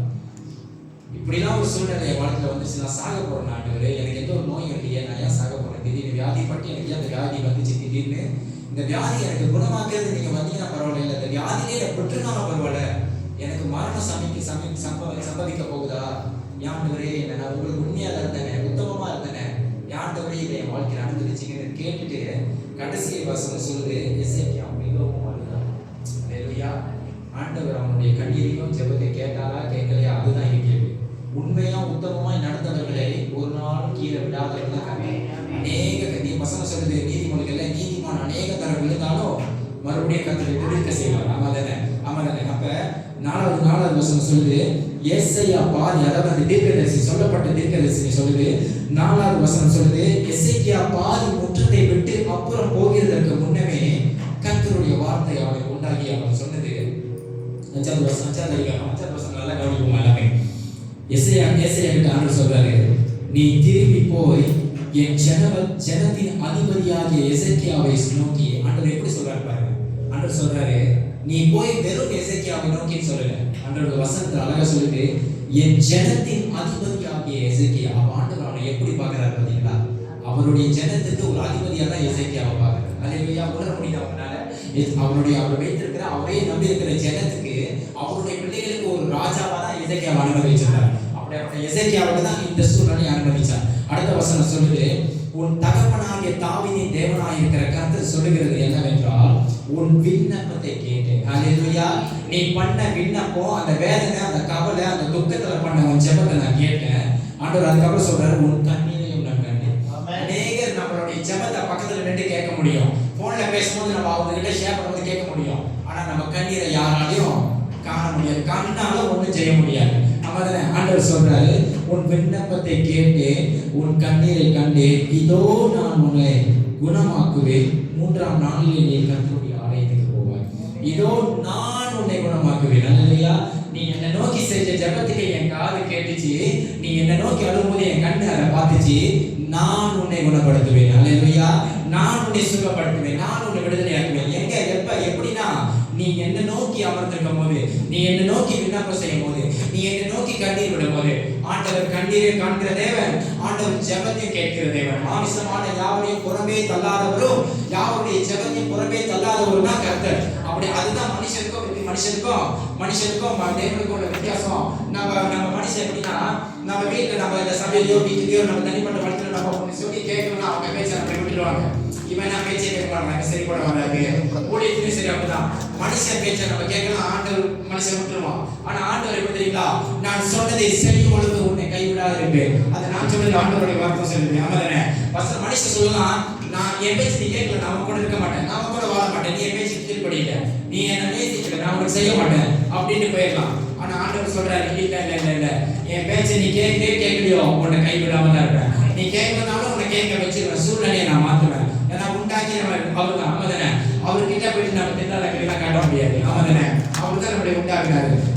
ஒரு மூச்சை பிடிச்சி ஒரு நேரம் நிப்பாட்டிட்டாங்க, பேச்சே வராது. ஆமாதானே? படுத்த படுக்கை ஆக்கிடுவார். அதனால கூட அவருக்கு ஆமாதானே? பாவம் பெருக்கி போயிருந்தாங்கன்னா ஜலத்தின் மூலியமா ஆதியாகத்தை அனுபவிச்சு, பாவத்தை அனுபவிச்சு அந்த தேசத்து மக்களுக்கே அப்பொழுது சோதோமோகோரான்ற ஒரு அனுபவத்தை காண்பித்தார். அப்படி இருக்கும்போது ஆண்டவர் நினைச்சார்னா சகலத்தையும் ஒரு நொடியில மாற்ற முடியும். அவர் தான் அனுப்பினாரு. தீர்க்கதரிசியாகிய ஏசாயாவை அவர் தான் அனுப்பினார். போய் சொல்லிட்டு அவன் மறிக்க போறான். அதே ஆண்டவர் திருப்பி அவன் கண்ணீரையும் ஜெபத்தையும் பார்த்து சொல்றாரு, நீ போய் சொல்லு, அவனுக்கு 15 வருடம் நான் கூட்டி கொடுக்கிறேன். அல்லேலூயா. 15 வருடம் நான் கூட்டி கொடுக்கிறேன். 6வது வசனம் சொல்லுது, ஆறாவது வசனம் சொல்லுது, உன் நாட்களோடு 15 வருஷங்களை கூட்டுவேன், உன்னையும் இந்த நகரத்தையும் ஆசிரியர் ராஜாவின் கைக்கு தப்புவித்து என் நிமித்தமும் என் தாசனாகிய தாவீதின் நிமித்தமும் இந்த நகரத்துக்கு ஆதரவாக இருப்பேன் என்று சொல்லியிருக்காங்க. அல்லேலூயா. அவனுக்கு ஒரு 2 வருஷம் கூட்டி கொடுத்திருந்தாலே அது பெருசு. நான் சாக போறேன், எனக்கு நோய் வந்துச்சு, இருந்தாலும் ஆண்டு எடுக்கிறேன். ஆனா 15 வருஷம் கூட்டி கொடுத்தாங்க. ஒரு நாள் இல்ல, 2 நாள் இல்ல, 1 மாசம் இல்ல, 2 மாசம் இல்ல, 15 வருஷம் கூட்டி கொடுத்தாரா. எதனால? அவனோட உண்மையும் உத்தமத்தையும் பார்த்தாரு. ஆனா அதுக்கு முன்பாக அவனுடைய கண்ணீரை பார்த்தார். அல்லேலூயா. ஜெபத்தை கேட்டார், ஆண்டவரே உங்களுக்கு உண்மையும் உத்தமமாய் தானே இருங்க, உங்க வசனத்தை எல்லாம் கீழ்படுத்தினேன், உங்க வழிகளை சரியாதானே நடந்தேன், பின்ன ஏன் ஆண்டவரே எனக்கு அனுமதிச்சீங்க அப்படின்னு அழுதான். அதே ஆண்டவர்கிட்ட போயிட்டு, ஆண்டவரே நான் பீர் அடிச்சேன், நான் சிகரெட் அடிச்சேன், ஏன் ஆண்டவரே எனக்கு இந்த நோயை கொடுத்தீங்க அப்படின்னு கேட்டா சொல்லுவாரு, டேய் உனக்கு இது கொடுத்ததே பெருசுடா, உன்னை தூக்கி இருக்கணும் எப்படி அப்படின்னு சொல்லியிருப்பாரு. ஆனா இவர் அப்படி இல்லை. இவர் என்ன சொல்றாரு, உண்மையும் உத்தமமாய் நடந்தேன், உங்களை உத்தமனாய் பின்பற்றினேன், பின்ன ஏன் ஆண்டவரே இது எனக்கு அனுமதி. அல்லேலூயா. இன்னைக்கு நம்ம அந்த பேர் கேட்கக்கூடிய இடத்துல இருக்குமா? அல்லேலூயா. உண்மைதானே? இன்னைக்கு ஆண்டவர் சமூகத்தில் போய் நின்று, ஆண்டவரே உங்களை உண்மையை உத்தமமாக தான் பின்பற்றினேன், ஆண்டவரே எனக்கு இந்த காரியத்தை அனுமதிச்சிங்கன்னு கேட்கக்கூடிய ஒரு சூழ்நிலை நம்ம இருக்குமா? நம்ம இருதயம் இருக்காம அதாவது நம்ம பரிசுத்தமாய் சரியா நடந்தாதான் அப்படி கேட்க முடியும். இது உங்களுக்கு மட்டும் இல்லை, எனக்கும் என் தனிப்பட்ட வாழ்க்கையில் நான் பேசும்போது எனக்கு நான் கேட்டுக்கிறேன். நாளைக்கு ஏதாச்சும் ஒரு ஆண்டு அனுமதிச்சாங்கன்னா நம்ம கேட்க முடியுமா? ஆண்டவரே உங்களுக்கு உண்மையாக தான் இருக்கேன், ஏன் இதை என் வாழ்க்கையில் அனுபவிச்சிங்க? ஆண்டவர் சொல்லுவார் திரும்பி, சரி உண்மையும் உத்தமமான கிளியனே, எனக்கு உண்மையாக இருந்தேன், உனக்கு 5 வருஷம் கூட்டி தரேன் அப்படின்னு சொல்லுவாரா? அப்படி சொல்லணும்னா நான் அதுக்கு உண்மையாக இருக்கேனா? நான் பரிசுத்தம் இன்னைக்கு நம்மளே நமக்குள்ள சோதித்து அறிந்து ஒரு காரியத்தை நம்ம கேட்கணும். நம்ம இருதயத்தில் நம்மளே கேட்கணும். இந்த பிரசங்கம் வந்து அதுக்கு தான் ஆண்டவர் அனுபவிச்சார், அதுக்கு தான் அனுபவிச்சார். நமக்கு நம்ம கேட்கணுமா? நமக்குள்ள நம்ம கேட்கணுமா? ஆண்டவரே உங்க பார்வையில் நான் உண்மையை உத்தமமாக நடக்கிறேன்னா, எனக்கு அனுமதிச்சிங்கிற இந்த காரியத்தை நான் விழுவதற்கு காரணமாக இருந்துச்சேன், நான் அவமானப்படுவதற்கு காரணமாக இருந்துச்சேன், நான் துக்கப்படுவதற்கு காரணமாக இருந்துச்சேன், அநேகர் என்னை கேவலப்படுத்தபடி இந்த காரியத்தை வாழ்க்கை அனுமதிச்சிக்கல, நான் உண்மையை உத்தமமாக நான் இருக்கேனா, இல்லை அது உண்மையை உத்தமமாக இருக்கிறதுக்காக இதை அனுமதிச்சு என்னை மாத்திரீங்களா? அல்லேலூயா. ஆண்டவர் அனுமதிச்சு நம்ம சொன்னது தான். அனுமதிக்கிறாருனாலே ஒரு காரியம் இருக்கு. அவர் அனுமதிக்காம நம்ம தலையிலிருந்து ஒரு முட்டி கூட கீழே விழுவார். ஆமாங்க, அவர் அனுமதிக்காம ஒண்ணுமே நடக்காது. ஆண்டவர் அனுமதிச்சாதான். அவன் சத்துரு வந்து யோகுவை சோதிக்க போறான்னு முதல்ல யாருக்கிட்ட போயிட்டு கேட்டாரு? ஆண்டவர்கிட்ட தான் போய் அனுமதி கேட்டார். ஆமாங்க, சத்துரு அனுமதி நேரடியாக நம்மளை தொட அதிகாரம் இல்லை. ஏன்னா கர்த்தருடைய ரத்தத்தால் கழுவப்பட்டு வாங்கப்பட்ட பிள்ளைகளை கேட்கிறவங்க எல்லாமே. ஆமாங்க, அப்போ உங்களை சோதிக்கணும்னா முதல்ல யாருக்கிட்ட அனுமதி கேட்கணும்? ஆண்டவர்கிட்ட தான் கேட்கணும். ஆண்டவர் உங்களுக்கு சோதிக்க எப்படி போய் சோதிக்க சொல்லுவாரா சொல்ல மாட்டாரா? அது உங்க கையில தான் இருக்கு. நீங்க எப்படி நடந்துக்கிறீங்க? முதல்ல தேவனுடைய இருதயத்தை துக்கப்படுத்துறீங்களா, இல்ல ஒருவேளை காயப்படுத்தி இன்னொரு வேளை சந்தோஷப்படுத்துறீங்களா, இல்ல காலையிலிருந்து இரவு வரை ஒவ்வொரு 4 நிமிஷம் எல்லாமே கர்த்தரை நீங்க சந்தோஷப்படுத்துறீங்களா? அதுன்றது நம்ம கையில தான் இருக்கு. அல்லேலூயா. நம்ம உண்மையை உத்தமமாய் நடக்கிறோம்னா கர்த்தர் பார்க்கிறார். ஆனா சொல்றாரு, நீ என்கிட்ட வந்து பேசணும் இல்லை, தூரத்திலிருந்து உன் இருதயத்தை நான் ஆராய்ந்து அறிந்திருக்கேன், உன் இருதய தோற்றங்களை நான் நினைவில் வைத்திருக்கிறேன். இருதயத்தில் என்ன ஓடிக்கிட்டு இருக்கு? ஒருத்தவங்களை பார்த்து நம்ம என்ன நினைக்கிறோம், ஒருத்தவங்களை பார்த்து நம்ம என்ன கணக்கு போடுறோம், ஒருத்தவங்களை பார்த்து நம்ம எப்படி அவங்களை சீப்பா நடத்துறோம். ஆண்டவர் சொல்றாரு, உட்காந்து சாப்பிடும்போது பணக்காரனை இங்கேயும் ஏழை அங்கேயும் உட்காந்தீங்கன்னா நீ என்னுடைய பிள்ளையே இல்லைன்னு மெத்தியில சொல்றாரு. ஆமா தானே, மெத்தியாவே சொல்றாரு. அந்த மாதிரி ஒரு நாட்கள் நம்ம எப்படி பார்க்கணும்? தேவ விஷயம் சொல்றோமா, இல்லை தேவனுடைய பிரமாணங்களை ஒன்றாக இருக்கிற அதை மீறுறோமா, இல்லை தேவ பிரமாணங்களையும் கட்டளைகளையும் கீழ்படியறதுக்கு நம்ம ஒப்பு கொடுக்குறோம்? நம்ம கையில் தான் இருக்கு நம்ம வாழ்க்கை. அல்லேலூயா. ஆண்டவர் பழகி ஆதாமையும் ஏவாளையும் உண்டு பண்ணி ஏதேன் தோட்டத்தில் வச்சு பழகி பெருகுங்கன்னு தான் சொன்னார். அதான் பயங்கரமான ஒரு வார்த்தை, பழகி பெருகுங்க. நம்ம சரியான எப்படி பழகணுன்றது நம்ம கையில். அல்லேலூயா. ஆண்டவர் பிரமாணங்கள் கட்டளைகளை கொடுத்துட்டார். நீ அதை பின்பற்றுறியா? நீ அதை கைப்படுத்துறியா? அந்த பிரமாணத்தை படி நடக்கிறியா? என் சித்தத்தின்படி நடக்கிறியா, இல்லை உன் சுய மாமிசத்தின்படி நடக்கிறியா? நீ எப்படி நடக்கிற? எனக்கு பிரியமானபடி நடக்கிறியா? எனக்கு பிரியமானபடி நடந்தா நீ விழுந்தாலும் தூக்கி விட நான் வருவேன். ஓ இஷ்டப்படி நீ நடந்தீங்கன்னா நான் வருவேனா? நான் வர முடியுமா? இல்லை என்னுடைய இருதய விட கொடுக்கணும். ஆனாலும் நீ மனதிருக்கிற தேவ சில நேரம் தூக்கி தான் வருவார். ஆமா தானே, அறியாமையும் வெள்ள நிலத்துல செய்யற ஒரு சில பாவத்துல நம்மளை தூக்கி தான் வருவார். ஆனா முழுமையா நம்ம தூக்கி ஆசீர்வதிக்கணும்னா எசேக்கியா வாழ்ற வாழ்க்கை பாருங்க. ஒரு நாள் இல்லை 2 நாள். வசனம் எவ்வளவு அழகா சொல்லுது பாத்தீங்களா? 15 வருஷம் அவருக்கு கூட்டி கொடுத்துருக்காரு. ஏன்? அவர் தேவனுடைய பார்வையில உண்மையை உத்தமமா இருந்தார். அவர் விதைச்ச விதையோட அறுவடையோடைய பலன் ஆண்டவர் அவருக்கு 15 வருஷம் கூட்டி கொடுத்தார். நோய் அனுமதிச்சதும் அவர் தான், அதை பரிபூர்ணமாக்கி மறுபடியும் அவரை குணமாக்குறதும் அவர் தான், 15 வருஷம் திரும்பி அவருக்கு கூட்டி கொடுத்ததும் அவர் தான். ஆண்டவர் மோசையோடு சொல்லுவாரு, போய் பார்வோன்ட்ட சொல்லி என் ஜனங்களை எனக்கு ஆராதனை செய்யும்படி வனாந்திரத்தில் அவர்களை அழைத்து விடுன்னு சொல்லுவார். அவர்களை அனுமதி கொடுத்து அனுப்பிவிட்டு அவர்கள் பாலும் தேர்வு போடுகிற தேசத்துல வந்து என்னை ஆராதிக்கணும். ஆண்டவருக்கு மோசை கிட்ட சொல்லி அனுப்புவாரு. ஆனா அதே மோசை கிட்ட ஆண்டவர் சொல்லுவார். ஆனா மோசை போய் பார்வோன்ட்ட சொல்லும் போது பார்வோனுடைய இருதயத்தை கடினப்படுத்துவார். இங்கிட்ட பிள்ளையும் ஆண்டவர் புரிய பிள்ளையை ஆட்டி விடுவார், தொட்டிட்டு அப்படிதான் இருக்கு வசனம். ஆண்டவர் சொல்றார் மோசை கிட்ட, மோசே இப்போ போய் பார்வோன்ட்ட சொல்லி என் ஜனங்களை விடுதலையாக சொல்லி அவர்கள் பாலும் தேனும் 40 வருஷம் வனாந்திரத்திற்கு வந்து என்னை ஆராதிக்க பாலும் தேனும் வருஷத்துல என்னை வந்து ஆராதிப்பாங்க. நீ போய் சொல்லி இங்க அவன் அனுப்பிடுவாரு. அங்க அவனை விடாதபடிக்கு அவனுடைய இருதயத்தை கடினப்படுத்துவார். அல்லேலூயா. அது கர்த்தரால் மட்டும் செய்ய முடியும். ஏன் அவங்க இருதயத்தை கடினப்படுத்துறான்னா அவருடைய நாமத்தின் மகிமையை வெளிப்படுத்துவதற்கு. அல்லேலூயா. எவ்வளவு அதிசயம் செய்வார். தண்ணீர் ரத்தமாக்குவாரு, கடலை செங்கலை படைப்பாரு, வெட்டுக்கிளி அனுப்புவாரு, பூச்சிகள் அனுப்புவாரு, கொள்ளை நோய்கள் அனுப்புவாரு. ஏன்? அவருடைய நாமத்தை மகிமைப்படுத்தும். அப்பதான் ஜனங்கள் இன்னும் ஓ எங்க பிதாக்களின் தேவன் இப்படியாப்பட்ட ஒரு தேவன் இருக்கிறார், நாங்க விக்கிரத்தை வணங்கக்கூடாது, நாங்கள் அதை பின்னால போகக்கூடாது, நாங்கள் ஒரு மனுஷனை பார்க்கக்கூடாது. அது வரைக்கும் அவங்க விக்கிரமா இருக்கிற பார்வோனை விசுவாசிக்க மாட்டாங்க, தேவனை பார்த்தாங்க. அவர் நின்று நடப்படுனா படி அப்படியாப்பட்ட ஒரு பயம் ஒரு கட்டுக்குள்ளாங்க. ஆனா அதெல்லாம் முறையடிக்கும்படி தான் சில காரியத்தை ஆண்டவர் அனுபவிச்சார். அந்த கண்கள் காணும்படி தான் சில காரியத்தை அனுபவிச்சார். அந்த காதுகள் கேட்கும்படி தான் சில காரியத்தை அனுபவிச்சார். அதே தான் நான் இன்னைக்கு உங்ககிட்ட சொல்றேன். ஆண்டவர் ஒரு காரியத்தை லைஃப்ல அனுமதிக்கிறாருன்னா அதை ஃபேஸ் பண்ணக்கூடிய தகுதி நம்ம கிட்ட இருக்கா? அதை ஃபேஸ் பண்ணக்கூடிய பேலன்ஸ் நம்ம கிட்ட இருக்கா? எப்படி அந்த தகுதியும் அந்த வேலை நமக்கு வரும்? நம்ம ஆண்டவரோடு சரியா இருக்குமா? அதுதான் நம்மளுடைய கேள்வி.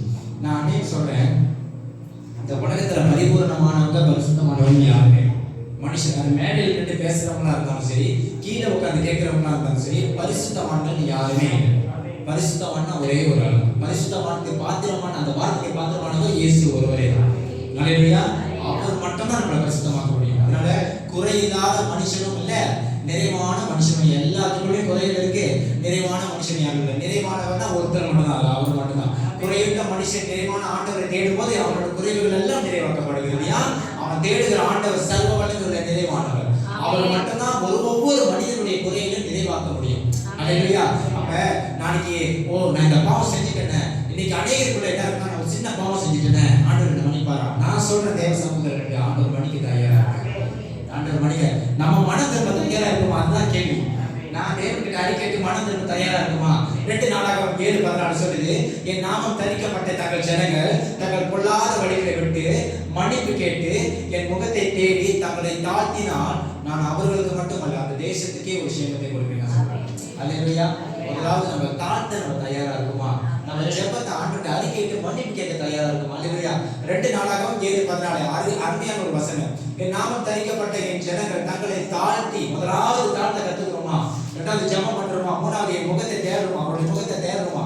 4வது தங்கள் பொல்லாத வழிகளை விட்டு திரும்பினால் அப்பொழுது பரலோகத்தில் இருக்கிற நான் அதை கேட்டு அவர்கள் பாவத்தை மன்னித்து அவர்கள் தேசத்துக்கு சேமத்தை கொடுப்பேன். ஆண்டவர் சொல்றாரு, நீ மன்னிப்பு கேட்டா உனக்கு மட்டும் சேமத்தை கொடுக்க மாட்டேன்னு சொல்லல, உன் தேசத்துக்கே சேமத்தை கொடுக்குறேன். ஆமென். அல்லேலூயா.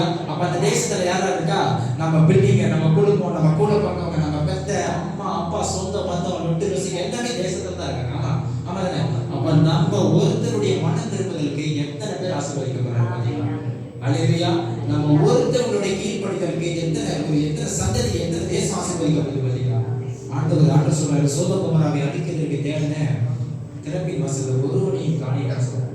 அப்புறம் கேட்கிறாரு, 100 50 40 30 இறங்கி ஆண்டவர் கடைசியில் ஆண்டவர் சொல்றாரு, ஒருத்தர் தான் அழிச்சிருக்க மாட்டேன்னா, ஒருத்தர் நிக்கிறாங்களா? உங்க குடும்பத்துக்காக நம்ம நிக்கிறோமா?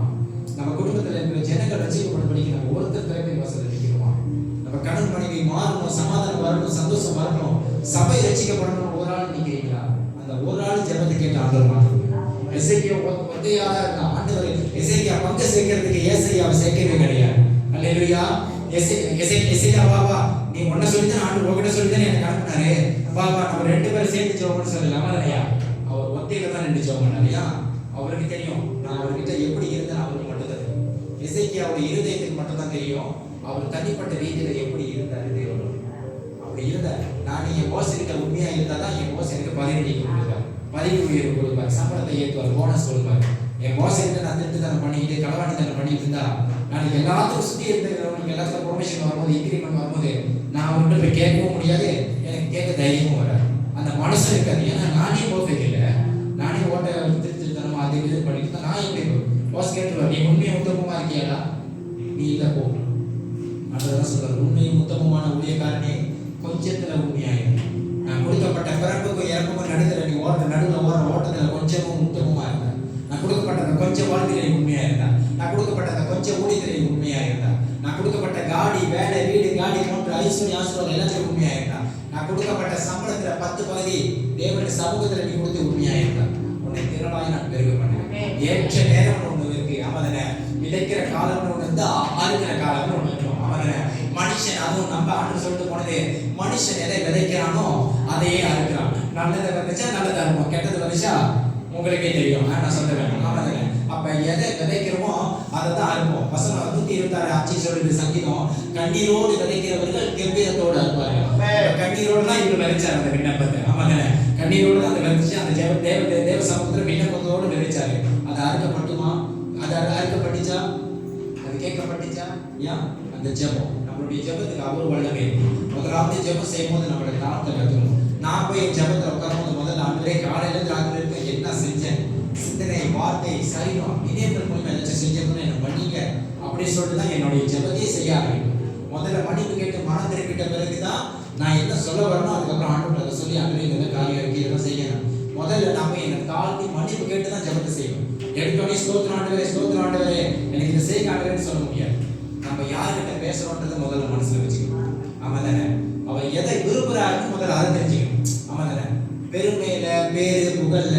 உயர்வுல பணத்துல நாங்க இது ஆண்டவர் தெரியாதுன்னு போயிடுவோம். அந்த மாதிரி ஒரு இதுலலாம் போயிட்டு நம்ம ஒரு நாளும் ஆண்டவர் கிட்ட நிக்கவே முடியாது. ஆமா தானே? நீ யாரு எனக்கு தெரியாதுன்னு சொல்லுவார். அந்த பெருமைன்றதே தேவனுக்கு விரோதமானது. ஆமா தானே? அந்த பெருமைன்றதே தேவனுக்கு விரோதமானது. அதான் அனுமதிக்கிறார்னாலே ஒரு காரியத்தை அனுமதிக்கிறார்னாலே அது நல்லது. தானியேல் புத்தகத்துல சொல்லுது, தானியேல் புத்தகம் தானியேல் 3ஆம் அதிகாரம் சொல்லுது, சாட்சாக் அபிஷேகமே அந்த அபிஷேகம் 3 பேர் நெருப்புல போடுறாங்க. ஆமா தானே? 3 பேர் நெருப்புல போடுறாங்க. 3ஆவது அதிகாரம் 6வது வசனம் சொல்லுது, அவங்க நேபுக்கத்நேசர் ஒரு ராஜா இருக்காரு பாபிலோன்ல. நம்ம எல்லாருக்கும் தெரிஞ்ச ஒரு சண்டே ஸ்கூல்ல அந்த பேர் டாப்பா இருக்கும், நேபுக்கத்நேசர். நேபுக்கத்நேசர் ஒரு விக்கிரத்தை வணங்குற ஒரு தெய்வம், விக்கிரத்தை வணங்குற ஒரு ராஜா. நேபுக்கத்நேசர் என்பவர் பாபிலோன் என்ற பட்டணத்துக்கு ஒரு ராஜாவா நியமிக்கப்பட்டவர். அவர் வணங்குற கடவுள் ஒரு பேர், அது ஒரு விக்கிரம், ஒரு விக்கிரத்து ஆண்டவர். அப்ப அந்த தேசத்துக்கு 3 பேர் போறாங்க. தேவனுடைய மனுஷனா சாட்சாக் அபிஷேகம் அப்படின்னு 3 பேர் அந்த பேர் போறாங்க. தேவனுடைய 3 பேர் போனோன்னா பிடிச்சி தேவனுக்கு முன்பாக கொண்டு ராஜாவுக்கு முன்பாக கொண்டு போய் சொல்றாங்க, நீங்க இந்த தேசத்துல இருக்கணும்னா நீங்க எங்க தேவனை வணங்கணும். எங்க தேவனை அப்படிங்கிற நீங்க என் தேசத்துல இருந்தா இங்க பிஆர் வாங்கணும்னா நீங்க இந்த கடவுளை வணங்கினா தான் முடியும். அப்ப அவர் சொல்றாரு, 3 பேர் சொல்றாங்க, எங்கனால முடியாது, நாங்க வணங்க மாட்டோம், எங்களுக்கு ஒரு தெய்வம் இருக்காரு. நம்மள எங்களுக்கு ஒரு தெய்வம் இருக்காரு, அவருக்கு மட்டும்தான் எங்க தலை வணங்கும், மத்தவங்களை வணங்காது அப்படின்னு. சரி, அவங்களோட கட்டளை பிரமாணங்கள் அவருடைய இது எப்படின்னா, அவங்க எதுக்கு கீழ்ப்படினா கொண்டு போய் நெருப்புல போட்டுருவாங்க. தீய ஒரு மடங்கு தான். அதுக்கு முன்னுக்கு அந்த மாதிரி பாதிக்கப்பட்ட நிலைமையில இருந்த எல்லாமே ஒரு ஒரு ஒரு ஒரு மடங்கு நெருப்புல தான் போடப்பட்டாங்க. இதுல இதை நான் பேசுறதுல நான் இந்த ஆயுத படத்துல யாரும் சடனா வருது, நீங்க பாருங்க. இவங்க கீழ்ப்படியாம போகும்போது இவங்கள நெருப்புல போடுறாங்க. ஒரு மடங்கல்ல 7 மடங்கு அதிகமாக பெருக பண்ணி செய்யறாங்க. அல்லேலூயா. 17-18 சொல்லுது, 3ஆவது அதிகாரம் 17ஆவது வசனம் 18 சொல்லுது, தானியேல் அவங்க 7 மடங்கா உயர்த்தப்பட்டு தான் 3 பேரை உள்ள போடுறாங்க. ஆமாதானே? தீயை ஏன் கூட்டுறாங்கன்னா இவங்க கீழ்ப்படியல, அதுக்காக தான் தீயை கூட்டுறாங்க, நெருப்பை கூட்டுறாங்க. தீங்கிறது நெருப்புங்க, தீயை கூட்டுறாங்க. ஆனா அந்த நெருப்புக்குள்ள அவங்கள போட்டுட்டு சுத்தம் போது அது நமக்கு எல்லாத்துக்கும் தெரிஞ்ச ஒரு கதை. 3 பேர் சுத்தாம 4 பேர் சுத்துறாங்க. ஆண்டவர் அது எல்லாத்துக்கும் பைபிள்ல சொல்லப்படுது. ஆனா இவங்க கீழ்ப்படியாமைனால அது நடக்கல, இவங்க தேவனுக்கு கீழ்ப்படிச்சதுனால அது நடந்துச்சு. தேவனுக்காக உண்மையும் உத்தமமும் வைராக்கியமாய் நின்ற 3 பேருங்க அவங்க. ஆமாதானே? நான் புதுவாக பேசுறேன், எனக்கு தொண்டை வலி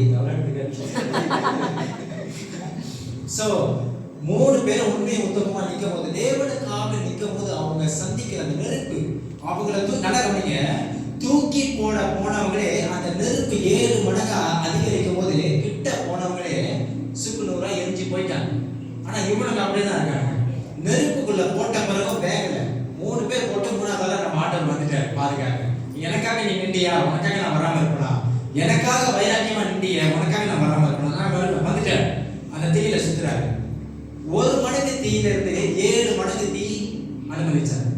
வாழ்க்கையில சில நேரம் 1 மடங்கு கவலை வராது, வேதனை வராது, 7 மடங்கு வேதனை வரும். அதை ஏன் ஆண்டவர் அனுமதிக்கிறான்னா, எனக்காக நீ நிக்கிறியா, எனக்காக நீ நிக்கிறியா, இல்ல அந்த 1 மடங்கு தீயை பார்த்து ஓடிடுறியா, உன் முன்னுக்கு இருக்கிற சூழ்நிலையை பார்த்து, உன் முன்னுக்கு நகர முடியாம முட்டி கொண்டு இருக்கிற அந்த செவருன்ற பிரச்சனையை பார்த்து நீ போயிடுறியா, இல்ல எனக்காக நிக்கிறியா? அல்லேலூயா. எனக்காக நின்னா 1 மடங்கு இல்லாம அவனுக்கு இருதயத்தை ஆண்டவர் 7 மடங்கு தீயை ஏற்றினார். 7 மடங்கு ஏன் தீயை ஏற்றினார்னா, அவருடைய நாமம் வேற லெவல்ல மகிமைப்படுவதற்காக செய்ய போறாருன்னு அர்த்தம். ஆமாதானே? அப்ப 1 மடங்கு தீயிலே போட்டு அவங்களை காப்பாத்தி கொண்டு வந்திருப்பாரு. இவரு காப்பாத்தி கொண்டு வந்திருந்தா அது பெருசா பேசப்படாது. ஆனா 7 மடங்கு தீயை ஏன் கூட்டினார்னா, 7 மடங்கு உபத்திரம் வரலாம், 80,000 பிரச்சனை வரலாம், எத்தனை பிரச்சனை வந்தாலும் ஆண்டவருக்காக நீ நிற்கும் போது, நம்ம நிற்கும் போது நம்மளை தூக்கி எடுக்க அவங்க வல்லவராக. அல்லேலூயா. ஆண்டவர் 7 மடங்கு ஏன் தீயை அனுமதிச்சாரு? 7 மடங்கு சுத்தி இருக்கிறவன சுக்கு நூறா போறதுக்கு வந்து அனுமதிச்சிருப்பாரு. ஆனா தூக்கி போட வந்தவங்களே அது கொண்டுச்சு. இவனுக்கு ஒண்ணுமே இல்லாம ஒண்ணும் பாதிக்கப்படாம தான் இருக்காங்க. அப்ப ஏன்னா 7 மடங்கு தீயை கூட்டினதுக்கு காரணம் அவருடைய நாமம் அவ்வளவு பெருசாய் பெருக போகுது. ஆமாதானே? 1 மடங்கு தீயிலே அது முன்னுக்கு எல்லாமே கீழ்ப்படியாத போனோம்னா 1 மடங்கு தான் நெருப்பு. ஆனா இவனுங்களுக்கும் 7 மடங்கு நெருப்பு. ஏன்? ஆண்டவருக்கு தெரியும், இவன் வாழ்க்கையில இதை அனுமதிச்சுனா இவன் எனக்காக நிற்பானா, இல்ல என்னை விட்டுட்டு போயிடுவானான்னு ஆண்டவருக்கு தெரியும். சில நேரத்துல ஆண்டவர் நம்ம வாழ்க்கையை அனுமதிக்கும் போது அதை விட்டுட்டு போயிடுறவங்க நிறைய பேர் இருக்காங்க. பாத்துக்கீங்களா? நான் கிறிஸ்தவனா இருந்தா என்னையும் காணல, சபையை சுத்தி பேசுது, கூட வந்து இப்படி பேசுறாங்க, நான் எந்த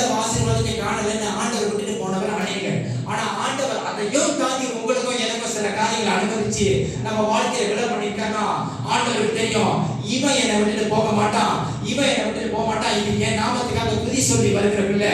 நான் அனுமதிச்சாலும் 1000 பேர் அனுமதிச்சாலும் இது எனக்காக நிக்கணும் ஆண்டவருக்கு தெரியும். அதனாலதான் சில காரியத்தை ஆண்டவர் அனுமதிச்சோம் இன்னும் நம்ம சபையில நின்று ஆண்டவர் ஆராதிச்சுட்டு இருக்கோம். அந்த காரியத்தை நம்மளால ஓவர்கம் பண்ண முடியலனாலும் இன்னும் நீங்க தான் செய்யணும்னு அவர் நம்பி இருக்கோம். ஏன்னா ஆண்டவரே ஐயா அனுமதிச்சாலும் அவருக்கு தெரியும் இவனால எனக்காக நிக்க முடியும், இவங்கனால எனக்காக நிக்க முடியும். நான் 1000 பிரச்சனை அனுமதிச்சு நான் பேசாமலே என் வாயை பொத்திக்கிட்டு இருந்தாலும் எனக்காக இவங்க தொடர்ந்து சபைக்கு வருவாங்க, என்ன தனிப்பட்ட ரீதியில தேடுவாங்க, எனக்காக இவங்க வைராக்கியம் நிற்பாங்க. அதை மத்தவனுக்கு அனுமதிச்சிருந்தா மத்தவன் எப்பயோ சுட்ட கணக்கு கணக்கு சபையை வேணா ஒண்ணு வேணாட்டு ஓடி இருப்பான், அந்த பக்கம் போய் உட்காந்து வேற ஆராதிச்சுட்டு இருப்பான். ஆனா நமக்கு ஆராதிச்சதுனால நம்ம இன்னமும் அவருக்காக நிக்கிறோம்னா அது காரணம் அவருடைய மகிமை. அவருக்கு தெரியும் எனக்காக இவன் நிற்பான், இவனுக்கு மட்டும்தான் இந்த உபத்திரத்தை நான் அனுமதிப்பேன். அவன் யோபு அதை தாங்கினதுனாலதான் அநேக உபத்திரம், தொண்டை பிள்ளைங்க பொண்டாட்டி ஆடு மாடு எல்லாம் போச்சு, ஒத்தையில இருந்துச்சு. அது மட்டும் இல்ல தன்னுடைய சரீரத்தை அடையாளம் காண முடியாதபடிக்கு ரோகம், குஷ்டரோகம் வந்து பாதிக்கப்பட்டார் நோய் நொடியில. ஆண்டவருக்கு தெரியும் இது யோபுனால நிக்க முடியும்னு தெரிஞ்சதுனால தான் அனுமதிச்சார். அல்லேலூயா. ஆண்டவர் நம்ம வாழ்க்கையில் அனுமதிச்சு யாண்டவரே நிக்காம போச்சு, யாண்டவரே எனக்கு அனுமதிச்சீங்க.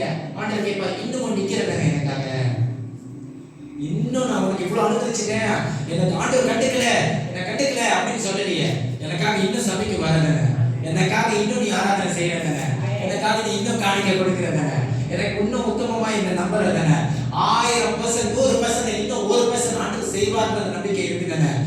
கடில அளவு விசுவாசம் இருந்தாலே இந்த மலையை பார்த்து நீ பெருந்து போன்னு சொன்னா அது போவோம். உனக்குள்ளாக இருக்கிற அந்த 1% விசுவாசம் போதும், கடுகு அளவு விசுவாசம் தானே போதும், நான் அதை மாத்துவேன்.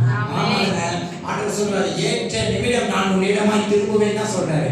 அந்த ஏற்ற நேரம் உங்களுக்கு வரணும் நம்ம வாழ்க்கையில, அது நம்ம கையில தான் இருக்கு. ஆண்டவர் தெரியும். ஆண்டவர் நம்மளை உழுவும் போதே பட்டு தூக்கிட்டாருன்னா அது அவ்வளவு பெருசா நமக்கு தெரியாது. ஆனா உழுந்து அடிப்பட்டு உடையதெல்லாம் உடைச்சி அதை சரிப்பட்ட நேரம் தூக்கும் போது தான் அதோடைய நாம மகிமையா இருக்கும். ஆமாங்க, ஒரு மணிக்கு தீரே அவங்களை தூக்கியிருந்தா அது அவங்களுக்கு அவ்வளவு பெருசா தெரிஞ்சிருக்காது, நெபுக்கத்நேசரும் தொடப்பட்டிருக்காது. ஆனா 7 மடங்கு தீ அனுமதிச்சோம் அவங்களுக்கு ஒன்றும் அவனுக்கு உயிரோட எழுப்பி வரானுன்னா அது நம்ம கூட அது அபூர்வமானது, அது உண்மை எடுத்துக்கொள்ள முடியாது. அந்த மாதிரி இல்லாததுல அற்புதம் செஞ்சு மகிமையா வெளிப்படுத்தி அந்த பாபிலோன் தேசமே ரட்சிப்படைய செய்தார். ஆமாங்க, அவனுக்கு 3 பேர் வச்சு மொத்த பாபிலோன் தேசத்துக்கு ரட்சிப்பை கொடுத்தார். அந்த ஒரு தீ ஒரே ஒரு நெருப்பை மட்டும் தான் ஏற்றினார் ஆண்டவர். ஆமாங்க, 7 மடங்கு தீயை அனுமதிச்சதுக்கு காரணம் அவருடைய நாமம் மகிமைப்படுவதற்கு. ஆமாங்க, அப்ப அனுமதிக்கிறார்னா அதை தாக்கத்துக்கு நம்ம இருதயம் உள்ளவர்களா இருக்குமா, உத்தம இருதயத்தோட இருக்குமா? அந்த வேதனையில அந்த அவமானத்துல நம்ம கடந்து போகும்போது நம்ம தேவனை நோக்கி முறையிடுற அந்த சிந்தனை, அந்த கண்ணீர், அந்த ஜெபம் அது மெய்யாகவே அவர் காதுல போய் கேட்குதா அப்படின்னு இன்னைக்கு அநேகருக்குள்ள ஒரு கேள்வி இருந்திருக்கும் தானே. நான் என் ஜெபம் நான் பண்றேன், நடக்குதா நடக்கலையா? ஆண்டவரே நீங்க முதலாவது என் ஜெபத்தை கேட்கிறீங்களா இல்லையா? சரி, என் கண்ணீரை பாக்குறீங்களா இல்லையா? ஆண்டவர் இன்னைக்கு உங்களுக்கு இதை பதில் கொடுத்தாரு. அவதானே இந்த கண்ணீரையை காண்கிறவர் விண்ணப்பத்தையும் கேட்கிறவர், அவரை போல யாரும் இல்லை. பாவத்தை மன்னிக்கிறதுல இருந்தும் நீ 1000 பாவம் செஞ்சுட்டு வந்தாலும் மன்னிப்பார். ஏன்னா ஏன் ஆண்டவர் வரல, யாரும் கெட்டு போகாம நித்திய ஜீவனை அடைய படிக்கும், ரட்சிப்பை பெறுவது படிக்கும் தேவன் தன்னுடைய வருகையை தாமதப்படுத்துகிறான்னு வசனம் சொல்லு. அதுக்கு நம்ம பாவத்தை தொடர்ந்து செஞ்சுட்டே போக கூடாது. ஒரு வாட்டி அடிச்சாருன்னா அப்புறம் எந்திரிக்கவே முடியாது. அவருக்கு தெரியும் எங்க தொட்டா கால் நடக்கும்னு அவருக்கு தெரியும். அல்லேலூயா. நம்ம அநேகர் ஒரு ஆள் நம்ம லைஃப்ல ஒரு ஆள் மட்டும் இன்னும் அதிகமா நேசிக்கும். அவங்களுக்காக சபைக்கும் வர மாட்டாங்க சில பேர், அவங்கள பார்க்கணுன்ற அந்த நாடு சண்டையில உள்ள ஆராதனை பண்ண மாட்டாங்க. ஆண்டவருக்கு சொல்லுவாங்க, ஆண்டவர் எல்லாத்தையும் கொடுங்க, இதை மட்டும் தொட்டுறாருங்க, நீங்க எது வேணாலும் என் வாழ்க்கையில எடுத்தா இதை மட்டும் எடுக்காருங்க. ஆண்டவர் சொல்லுவாரு நான் அதை தான் எடுக்க போறேன், அதை எடுத்தாதான் கால் நடம். ஆமாங்க, எதை எடுத்தா நம்ம பேசணும் ஸ்ட்ராங்கா இருக்கும், வடிவேல் சொல்றாங்க. ஆமாங்க, பில்டிங் ஸ்ட்ராங் பேச ஸ்பீக்கர். ஆமாங்க, அவருக்கு தெரியும் நம்ம வாழ்க்கையில எதை தொடணும், எதை தொட்டா நம்ம அவங்க போய் உழுவோன்னு ஆண்டவர் தெரியும், எதை எடுத்தாருன்னா நம்ம இருதயம் உடையும் ஆண்டவர் தெரியும். அவங்க எல்லாத்தையும் அறிந்து அமைதியா இருக்காருயா. நம்ம மனது நம்மளா மனதை சேஃப், அவரா திரும்ப வச்சாருன்னா வேற வேற ஆக்கிடுவார். ஆனா அது ஒழிப்பதற்காக, நான் மறுபடியும் சொல்றேன், உடைப்பது ஒழிப்பதற்காக, உருவாக்குவதற்கு. நம்ம இருதயத்தை உடைக்கிறாரு, நம்ம வாழ்க்கையை உடைக்கிறாருன்னா அது நம்மளை ஒழிப்பதற்காக, உருவாக்குவது. அவர் உடைக்கிறது அநேகர் பார்த்து விலகி போயிடுறாங்க. எனக்கு ஆண்டவர் இதெல்லாம் அனுமதிக்கலையே, நான் ஆசைப்பட்டே கேட்ட வாழ்க்கையை எனக்கு கொடுக்கலையே, நான் ஆசைப்பட்டு இவர் மேல அவ்வளவு உயிரை வச்சேன், இந்த பொண்ணு மேல இவ்வளவு வச்சேன், என் வாழ்க்கையை நான் எடுத்தாரு. அம்மா ஒண்ணு போனாதான் இன்னொன்னு வரும். ஆமா தானே, ஒண்ணு எடுத்தாதான் ஒரு வாசல் அடைக்கப்பட்டாதான் இன்னொரு வாசல் திறக்கப்படும். போச்சே போனதே குறித்து பேசிட்டு இருந்தோமா அது அவரை கேவலப்படுத்துற மாதிரி இருக்கும். ஒண்ணு போனா லேட் கோ விட்டுருங்க போகட்டும், ஒண்ணு போனாதான் இன்னொன்னு வரும். ஆமா தானே? ஆமா தானே? ஒரு காடி நம்ம வாழ்க்கையில போனாதான் இன்னொரு காடி வாங்க திரும்பி கொடுப்பார். ஆமா தானே? ஒரு நேசிக்கப்பட்ட ஒரு நபர் நம்ம வாழ்க்கையில் போனாதான் இன்னொரு நம்ம வாழ்க்கையில வர முடியும். போனதே குறித்து குறை சொல்லிக்கிட்டு இருந்தோமா அதே நம்ம வந்து வாயில வச்சு பேசிட்டு இருந்தோம் பிரயோஜனம். அல்லேலூயா. ஒண்ணு போனாதான் இன்னொரு வரும், ஒண்ணு அடைச்சாதான் இன்னொரு திறக்கும். அல்லேலூயா. ஆமா தானே? போனதே குறித்து நம்ம முறுமுறுத்திட்டு இருந்தோமா அது இல்ல. என் வாழ்க்கையில நான் கத்துக்கிட்டு இதெல்லாம் யாரும் எனக்கு சொல்லிக் கொடுக்கல. என் வாழ்க்கையில இதெல்லாம் நான் கத்துக்கிட்டு ஒண்ணு போனதே வச்சு கவலைப்படக்கூடாது. போனதுக்காக ஸ்தோத்திரம் ஆண்டவரே. அவருக்கு தெரியும் நமக்கு எதை கொடுக்கணும் எதை கொடுக்கணும். ஆமா தானே? அதை நம்ம எதிர்கொண்டே சூப்பர் நம்ம எதிர்பார்த்தது கொடுக்குறாரோ இல்லையோ அதை விட மேலானது தான் கொடுப்பார். அல்லேலூயா. நம்ம எதிர்பார்த்ததை கொடுக்குறாரோ இல்லையோ அவருக்கு தெரியும் நமக்கு எதை கொடுக்கணும் எதை கொடுக்க கூடாது, எதை எடுக்கணும் எதை எடுக்கக்கூடாது. எதிர்பார்த்தது வரணுன்னு கவலையே படக்கூடாது. ஏன் தெரியுமா? எதிர்பார்த்தது வருதோ இல்லையோ எதிர்பார்த்தா அதை விட மேலானது வரும். அல்லேலூயா. மேலானது வரும். குறைவானது வரும்போது நிறைவானது போயிடும். போனது போச்சே, போனது நம்ம பார்வையில் நிறையா இருக்கலாம், அது பின்னால நம்மளுக்கு எந்த அளவுக்கு பாதிக்கணும் ஆண்டவருக்கு மட்டும் தான் தெரியும். என் பிள்ளை கொடுத்துடக்கூடாது, என் பிள்ளை துக்கப்படுத்தக்கூடாதுன்னு சில காரியத்தை லைஃப் வந்து எடுப்பாரு. அது நம்ம இருதயத்தை உடைச்சிடும். அதனால சில பேர் பின்தங்கி போயிடுவாங்க. ஆண்டவர் சொல்லுவாரு, இது இல்லடா உன்னோட பெஸ்ட், நான் வச்சிருக்கிறேன் உனக்கு பெஸ்ட். என்னையே சார்ந்து என்னையே நம்பி நான் கொடுப்பேன் உனக்கு. உனக்கு அந்த தேவைன்னு எனக்கு தெரியும். உன் வாழ்க்கையில் அந்த தேவைன்னு எனக்கு தெரியும். உன் வாழ்க்கையில் அந்த ஆசீர்வாதம் தேவைன்னு எனக்கு தெரியும். உன் வாழ்க்கையில் அந்த திருமணம் நடக்கணும்னு எனக்கு தெரியும். என்னையே நோக்கி அமர்ந்து ஏற்ற நேரத்தில் நான் செய்வேன். என்ன கர்த்தர் வசனம் சொல்லுது, கர்த்தரை நோக்கி விண்ணப்பம் செய்தவர்கள் வெட்கப்பட்டு போனதில்லை, வெட்கப்படவே மாட்டார். அதையும் தாண்டி ஒரு ஆள் இங்க யாச்சும் சொல்ல முடியுமா, நான் கர்த்தரை இவ்வளவு நாள் இந்த வெட்கப்பட்டுன்னு ஒரு ஆள் சொல்ல முடியும். அதே வேளையில் இங்க ஒரு ஆள் கூட கை நீட்டி எனக்கு ஆண்டு இது வரைக்கும் ஒண்ணுமே செஞ்சதில்லைன்னு சொல்ல முடியும். தேவைகள் இன்னும் சந்திச்சுக்கிட்டு தான் இருக்காரு. இன்னைக்கு மூக்குல சுவாசத்தை மூத்துல நம்மளுக்கு உட்கார வச்சிருக்காங்க, அதுவே பெரிய கிருபை. ஆமா தானே? இந்த வசனம் கேட்கும்படி நமக்கு சுகத்தை கொடுத்து ஆரோக்கியத்தை கொடுத்து சண்டை சுடர் போட்டி வந்து உட்கார வச்சிருக்காருன்னா அதுவே ஒரு பெரிய கிருபை. அதுக்கே நம்ம நன்றி சொல்லணும் முதல்ல. ஆமா தானே? நான் இப்போ டிராவல் பண்ணி போறேன், இங்க வந்து நிக்கிறேன், அதுவே ஒரு கிருபை. ஆமா தானே? இப்போ நான் மறுபடியும் போறதும் அதுவும் ஒரு கிருபை. ஆமா தானே? அது சுகம் கொடுத்து வர வச்சிருக்காருன்னா இன்னும் என் மேல ஏற்ப இருக்காது. இன்னைக்கு சுகத்தோட உட்காந்துருக்கோம், காய்ச்சல் வந்து உட்காந்துருக்கோம், பலவீனம் வந்து உட்காந்துருக்கோம், இருதயம் நுழைக்கப்பட்ட ஒரு சூழ்நிலை தான் வெளியே சொல்ல முடியல, ஆனாலே உட்காந்துருக்கோம். அதுவே ஒரு கிருபை. ஆமா தானே? அது அவருக்கு நாம நன்றி சொல்ல தான் கத்துக்கணும். அல்லேலூயா. தேவன் நல்லவர்ல. அப்ப இன்னைக்கு நம்ம எல்லாம் அப்ப நம்ம என்ன செய்யணும்? அவருக்கு உண்மையா இருக்கணும். அதான் அவர் எதிர்பார்க்கிறோம். 10,000 பேர் பண்ற ஜபம் அவரை மாத்தாது, நம்ம கொடுக்குற காணிக்கை அவரை மாத்தாது, அதெல்லாம் அவரை கனப்படுத்தும். ஆனா அவரை மாத்தக்கூடியது ஒன்னே ஒண்ணு, நம்மளுடைய கண்ணீர் செய்யணும். நம்ம உண்மையா நடக்குமா? நம்ம தானே? நான் கொடுக்குற காசு அவரை மாத்தாது. அவர் என்ன இல்லையா ஏழையா நம்ம போய் அவரை கொடுக்குறதுக்கு வசனம் அழகா சொல்லிட்டு அவர் கருத்துல வாங்கி அவர் கருத்துல நம்ம திரும்பி கொடுத்துருவோம். சம்பளம் அவர் ஆசீர்வதிக்கிறாங்க வருது, அதை வாங்கி 10% அவருக்கு கொடுக்குறோம். ஆமா தானே? அவருக்கு நம்ம போய் கொடுக்குற அளவு அவர் என்ன ஏழை? அவர் லட்சாதிபதி, ஐஸ்வர்யமா. நாளையா கர்த்தருக்கு பயப்படுகிறவர்கள் ஐஸ்வர்யமான் வசனம் சொல்லு. ஐஸ்வர்யத்தை ஆசீர்வதிப்பார். அப்ப அவர் ஐஸ்வர்யமான். அவருக்கு நம்ம கொடுக்க தேவையில்லை, நமக்கு அவர் கொடுப்பாரு. அவர் பாருங்க முதல்ல நம்ம எப்படி அல்லேலூயா. அப்ப நம்ம எல்லாம் எந்திரிச்சு ஒரு பொருத்தனை செய்வோம். ஆண்டவர் சொல்றாரு ஆபிரகாம்கிட்ட, நம்ம சொன்ன பேர் தான், எனக்கும் ஆபிரகாமே உனக்கும் எனக்கும் ஒரு உடன்படிக்கை செய்யணும். நல்ல கவனிக்க, இது ஒரு கர்த்தர் குறிச்சி சொல்லலாம். பவர்ஃபுல்லா இதை நம்ம சோசியலா எடுத்துக்கிட்டோமா, சோசியல் நோமல் இதை நல்லா ஃபோக்கஸ் பண்ணி நான் ஆசீர்வாதம் இங்கே தான் ஆரம்பிக்கும். ஆண்டவர் சொல்றாரு நேரடியாக வந்துட்டு உங்களை பார்த்து நான் சொல்றேன், நீங்க ஆபிரகாமே நான் ஆசீர்வதிக்கிறேன், எங்களால் வாழ சொல்றேன். உனக்கும் எனக்கும் ஒரு உடன்படிக்கை செய்யணும் தான்.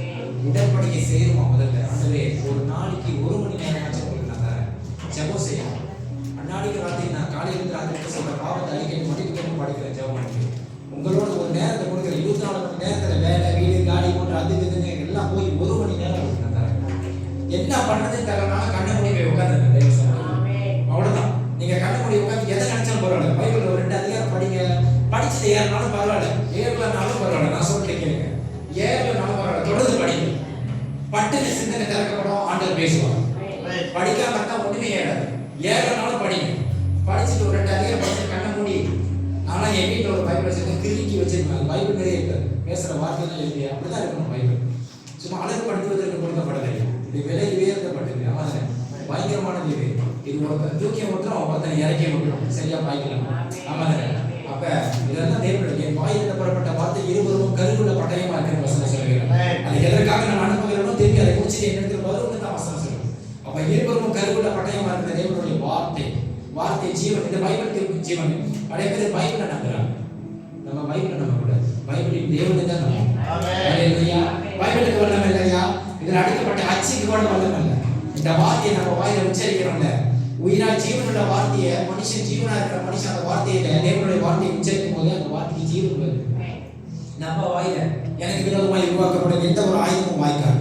லூக்கா 10:19 சொல்லுது, சர்ப்பங்களின் தேர்தலை மிதிக்கவும் சத்துருவினுடைய சகல வல்லமைகளை மேற்கொள்ளவும் உனக்கு அதிகாரம் கொடுத்திருக்கிறேன், ஒன்று உன்னை சேதப்படுத்தாது. அதை நம்ம வாயில விசுவாசித்தா அறிக்கை எட்டும் போது அந்த வார்த்தைக்கு வல்லமை வரும். அந்த வார்த்தையோட தேவ ஆவியான நம்மை பாதுகாக்க வல்லவரா இருக்கிறார்.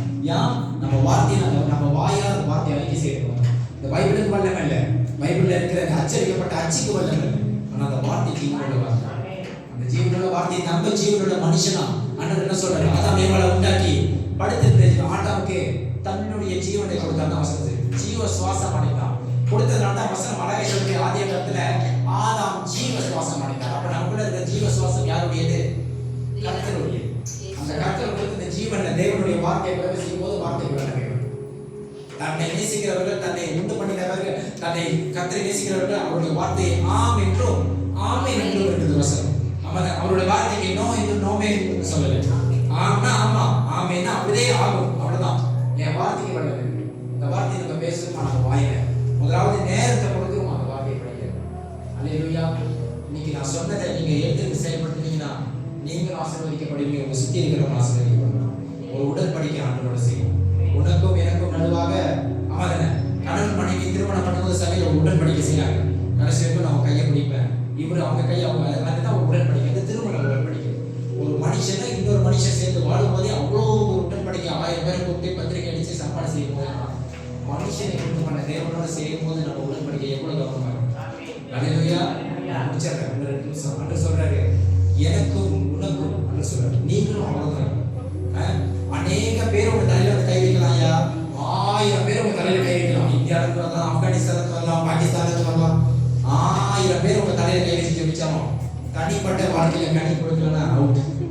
2 நாள் அனாட்டிங் இருக்கும். அந்த அபிஷேகம் உங்க தலையில கை வச்சு ஜெபிச்சு ஜெபி 3ஆம் நாள் நோமன் ஆயிருங்க. பழைய குருடி அது 1000 பேர் உங்க தலையில கை வச்சு ஜெபிச்சாலும் தனிப்பட்ட ஒரு தேவனோடு சரியா இல்லைன்னா, தேவனுக்கு கீழ்படியலன்னா ஒண்ணுமே. பாவம் செய்கிறவன் பாவம் செய்து கொண்டே. அல்லேலூயா. இன்னைக்கு நான் மாறணும்னு ஒப்பு கொடுக்க ஆண்டவர் மாறுவோம். சிறுக விதைக்கிறவன் சிறுகா இருக்கிறான், பெருக விதைக்கிறவன் பெருகா இருக்கிறான். பெருக நேரம் அதிகமா கொடுத்தா ஆசீர்வாதம் வேற மாதிரி. 1 மணி நேரம் தான் முதல்ல ஒரு 1/2 மணி நேரம் ஆரம்பிக்கும். 1 மணி நேரம் கடினமா இருக்கும். பரவாயில்ல 10 நிமிஷம். நான் 10 நிமிஷம் ஆரம்பிச்சேன். 2014 ரசிக்கப்பட்ட புதுசு 10 நிமிஷம் தான். ஒரு பாடல் போட்டு அந்த பாடல் முடியதுக்குள்ள ஜெபம் பண்ணி முடிச்சிடும். அந்த பாடல் முடியதுக்குள்ள ஜெபம் தாண்டிச்சுன்னா ஜெபம் இல்லை. என்னோட இன்னைக்கு பாருங்க சொல்லிட்டு அது பாட்டுக்கு போவோம். 2-3 மணி நேரம் எப்படி போன்லாம் ஆஃப் பண்ணிட்டு நான் பாட்டுக்கு வந்துருக்கேன். அவ்வளவுதான். என்ன இம்பார்ட்டன்ட் கோலானோ அப்புறம் பார்த்துக்குவோம். முதல்ல நானும் ஆண்டவர் அவருக்கு தெரியும் என்ன பாருங்க. நான் அவருக்கு உண்மையா இருந்தாலும் அவரை என்ன தூக்கி நடத்த ஒண்ணுமே. உங்களை மாரி ஒரு சாதாரண குடும்பத்தில் வந்த பையன் தான் நான். கைவிடப்பட்டு போய் பெட்ரோல்ஸ்லாம் கொடுத்துருக்கேன். வெளிக்கால கொசு கடியில் நான் 10 கஜம் ஹோம்டான் 10 கஜம் என்னை வீட்டிலேருந்து துரத்தி விட்டு வெளிக்கால 12:30 மணிக்கு மக்கள் நான் எங்கே போய் படுப்போம் தூங்குவோன்னு தெரியாத அளவுக்கு ஆண்டவருக்காக கண்ணீர் விட்டு அழுத ஒரு பையன். இன்னைக்கு சொந்த வீடு கொடுத்து 4 பேர் மதிக்கிற அளவுக்கு ஒரு நல்ல அரசாங்க கொடுத்து வச்சிருக்காங்க. அது நான் இல்லை, என் படிப்போ எதுவுமே இல்லை, நான் ஜீரோ. இப்போ நான் கண்ணீர் விட்டு ஆரம்பிச்சேன். ஆண்டவர் என்னையே உயர்த்துறான்னா நம்மளால நான் சாதாரண ஒரு மனுஷன் தான். ஆமாம், மேலே நின்று பேசுறதுனால ஒரு பாசம் நானும் குறையும் விலகமான ஒரு மனிதன். அந்த மாதிரி ஒரு மைண்ட் செட்டில் போனால் தான் எல்லாம் ஒரு மணி தான் சேர்ந்து பெருக முடியும். நான் பாஸ்டரே, நான் அது, நான் இதுன்னா கண்டிக்கவே மாட்டேன். அதுலேயே ஒரு பெருமை இருக்கு. ஆமாம், நாங்கள் அது, நீங்கள் இது. ஆண்டவர் கேட்பா, நீ எது, நீ எது, நீ யாரு? நான் இல்லாமல் நான் என்னை அல்லாமல் உங்களால் ஒருவரும் செய்ய ஒன்று செய்யும். ஒரு உடன்படிக்கை செய்ய ஆண்டவர். நீங்கள் இந்த சபையில் ஃபஸ்ட்டு விநாயகர் சபை சொல்லுவார், வீட்டில் அநேக வாலிப பிள்ளைங்க கேட்கிறீங்க, பயங்கரமாக எழுப்பி விட்டுருணும். அதுங்களா அப்படின்னு அவருடைய ஆசையாக தான் எழுப்பி விட்டுருணும். நான் வரும்போதே பார்த்தேன், அவ்வளோ வாலிப பிள்ளைங்க ஆசிரியர் அன்றைக்கி மியூசிக்கில் அவ்வளோ சந்தோஷமாக போச்சு. வாலிப பிள்ளைங்களாம் எழுப்பினீங்கன்னா வீடோட வேற மாதிரி இருக்கும். அதுதான் நமக்கு வேணும். மூப்பராக இருக்கிற நீங்கள் எல்லாமே கை விட்டு அவங்கள தூக்கி விட்டு தப்பு செஞ்சாலும் உடனே ஒதுக்கிறாங்க. யாரு தான் பரிசுத்தமான உலகத்தில் தவறு செய்தாங்க உடனே ஒதுக்கவே கூடாது. நீங்க தவறு செஞ்சிட்டியா சமையல நோ, இதோட நீ ஏறக்கூடாது மேடம் நோ. கூப்பிட்டு அதிகம் கொடுத்து மறுபடியும் ஏற்றி கொடுங்க. நீங்க பின் தள்ளியே அவங்க இன்னும் பின் தள்ளி போயிடுவாங்க. ஒரு ஸ்கூல்ல ஒரு டீச்சர் 40 ஸ்டூடெண்ட் பின்னால முன்னே உட்காந்துருக்கிற பையன் படிக்கல பின்னால நம்பி விட்டா அவன் பின்னால போய் உட்காந்து தேவையில்லாத ஸ்டூடெண்டோட சேர்ந்து இன்னும் பின்னாலே போயிடுவான். அவன் தப்பு செஞ்சா அவனால படிக்க முடியாது, அடிச்சு உடச்சி அவன் நின்று உட்காருவீங்க, அடுத்த எக்ஸாம் அவன் பாஸ் பண்ணுவான். இது கிரியனோட ஸ்டைல். நான் அப்படிதான் ஃபாலோ பண்ணுவேன். ஏன்னா என்கிட்ட கவுன்சிலிங் வர பிள்ளைங்க பையனுங்க வாலிப எல்லாத்தையும் சொல்லுவேன். தப்பு செஞ்சாங்க இல்லை உன்னை மன்னிக்க மாட்டேன், நீ பண்ணிட்ட தேவ தூஷணம் செஞ்சு உனக்கு மன்னிப்பு இருக்கிறேன்னு சொன்னாங்க. நான் சாதாரண மனுஷன், ஆனால் ஆண்டவரால் மட்டும்தான் மன்னிக்கணும். அல்லேலூயா. அப்படியே எந்திரிச்சு ஒரு உடன்படிக்கை செய்யலாம். ஆண்டவரே எனக்கும் உங்களுக்கும் உடன்படிக்கை செய்கிறேன், இந்த உடன்படிக்கை நான் காப்பாற்றிக் கொள்ளக்கூடிய வேலை எனக்கு தாங்க, இருதயத்தை தாங்க செய்ய, வாழ்க்கையை மாற்றுகிறத நீங்க பார்ப்பீங்க. அல்லேலூயா.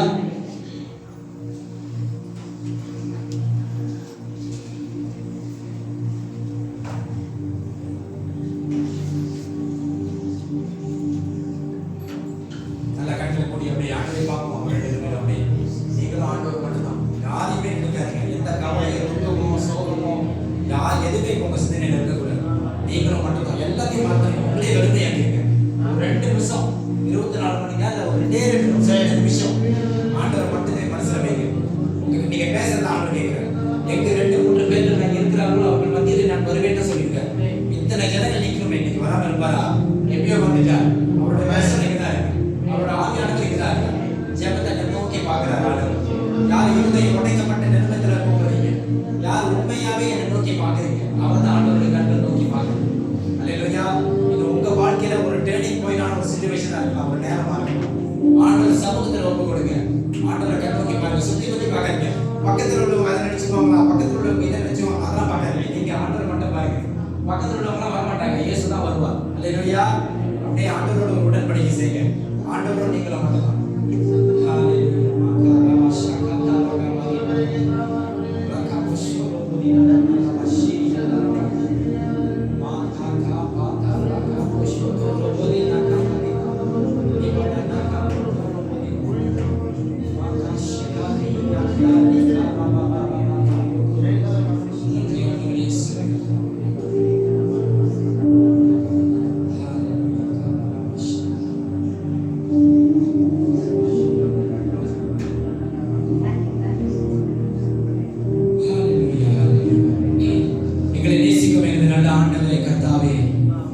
உள்ளத்தின் ஆழத்திலிருந்து ஆண்டவரை உமக்கு நன்றி செலுத்துகிறோம். எங்க 2-3 பேர்களை நாமத்தினாலே கூடியிருக்கிறார்களோ அவர்கள் மத்தியிலே நான் வருவேன், அவர்களை ஆசீர்வதிப்பேன் என்று வாக்கு கொடுத்தவர்கள் கர்த்தாவே, எல்லா மனதும் ஒரு மனமாய் சேர்த்து உம்மை நோக்கி கூப்பிடுகிறது வேலையிலே நசரேயனாகிய கர்த்தர் எங்களுக்காக சிலுவை சுமந்த ஆண்டவர், எங்களுக்காக இறங்கி எங்களை ஆசீர்வதிக்கும்படிக்கு கேட்கிறோம். எங்கள் தப்பிதங்களை மாற்றும்படிக்கு கேட்கிறோம். எங்கள் குறைவுகளை எங்களுக்கு காண்பித்து அதை விட்டுவிடக்கூடிய கிருபையை தாரும்னு கேட்கிறோம்.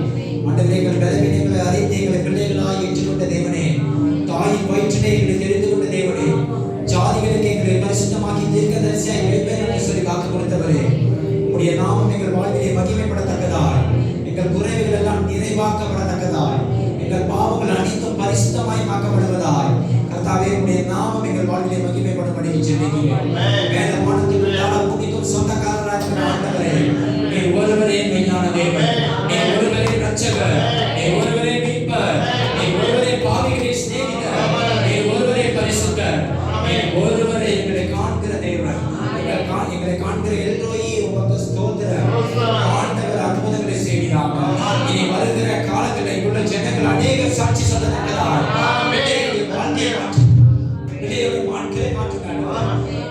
வாழ்க்கையை மாற்றுங்க, பிள்ளைகளை ஆசீர்வதிங்க, படிக்கிற பிள்ளைகளுக்கு ஞானத்தை கொடுங்க, வேலை செய்கிற பிள்ளைகளுக்கு ஆசீர்வாதத்தை கொடுங்க. உண்மையை எங்க வேலை செய்யறாங்க, எங்க படிக்கிறாங்க, உண்மையை உத்தமமாக நடக்க கிருபை செய்யுங்க. உங்களுக்கு பயப்படுகிற பயத்தை இருதயத்தில் தாங்க. உங்க நாம அவங்க வாழ்க்கையில மகிமைப்படத்தக்கதாய் மாற்றுங்க. எல்லா நாமங்களுக்கும் மேலாக இயேசுவின் நாமத்தை பிரஸ்தாபப்படுத்தி ஜெபிக்கிறேன். தன்னுடைய கரங்களை ஆசீர்வதித்து இயேசுவின் நாமம் இவர்கள் வாழ்க்கையில மகிமைப்படட்டும். பாவம் இவர்கள் வாழ்க்கையில பிரவேசிக்க கூடாது.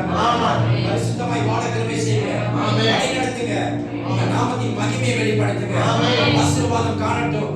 எங்கெல்லாம் வறட்சி இருக்கோ அங்கெல்லாம் பெரிய செழிப்பு உண்டாகும். இந்த சபையில பெரிய செழிப்பு உண்டாகும். சபை ஜனங்கள் மக்கள் பெரிய செழிப்பு உண்டாகும்.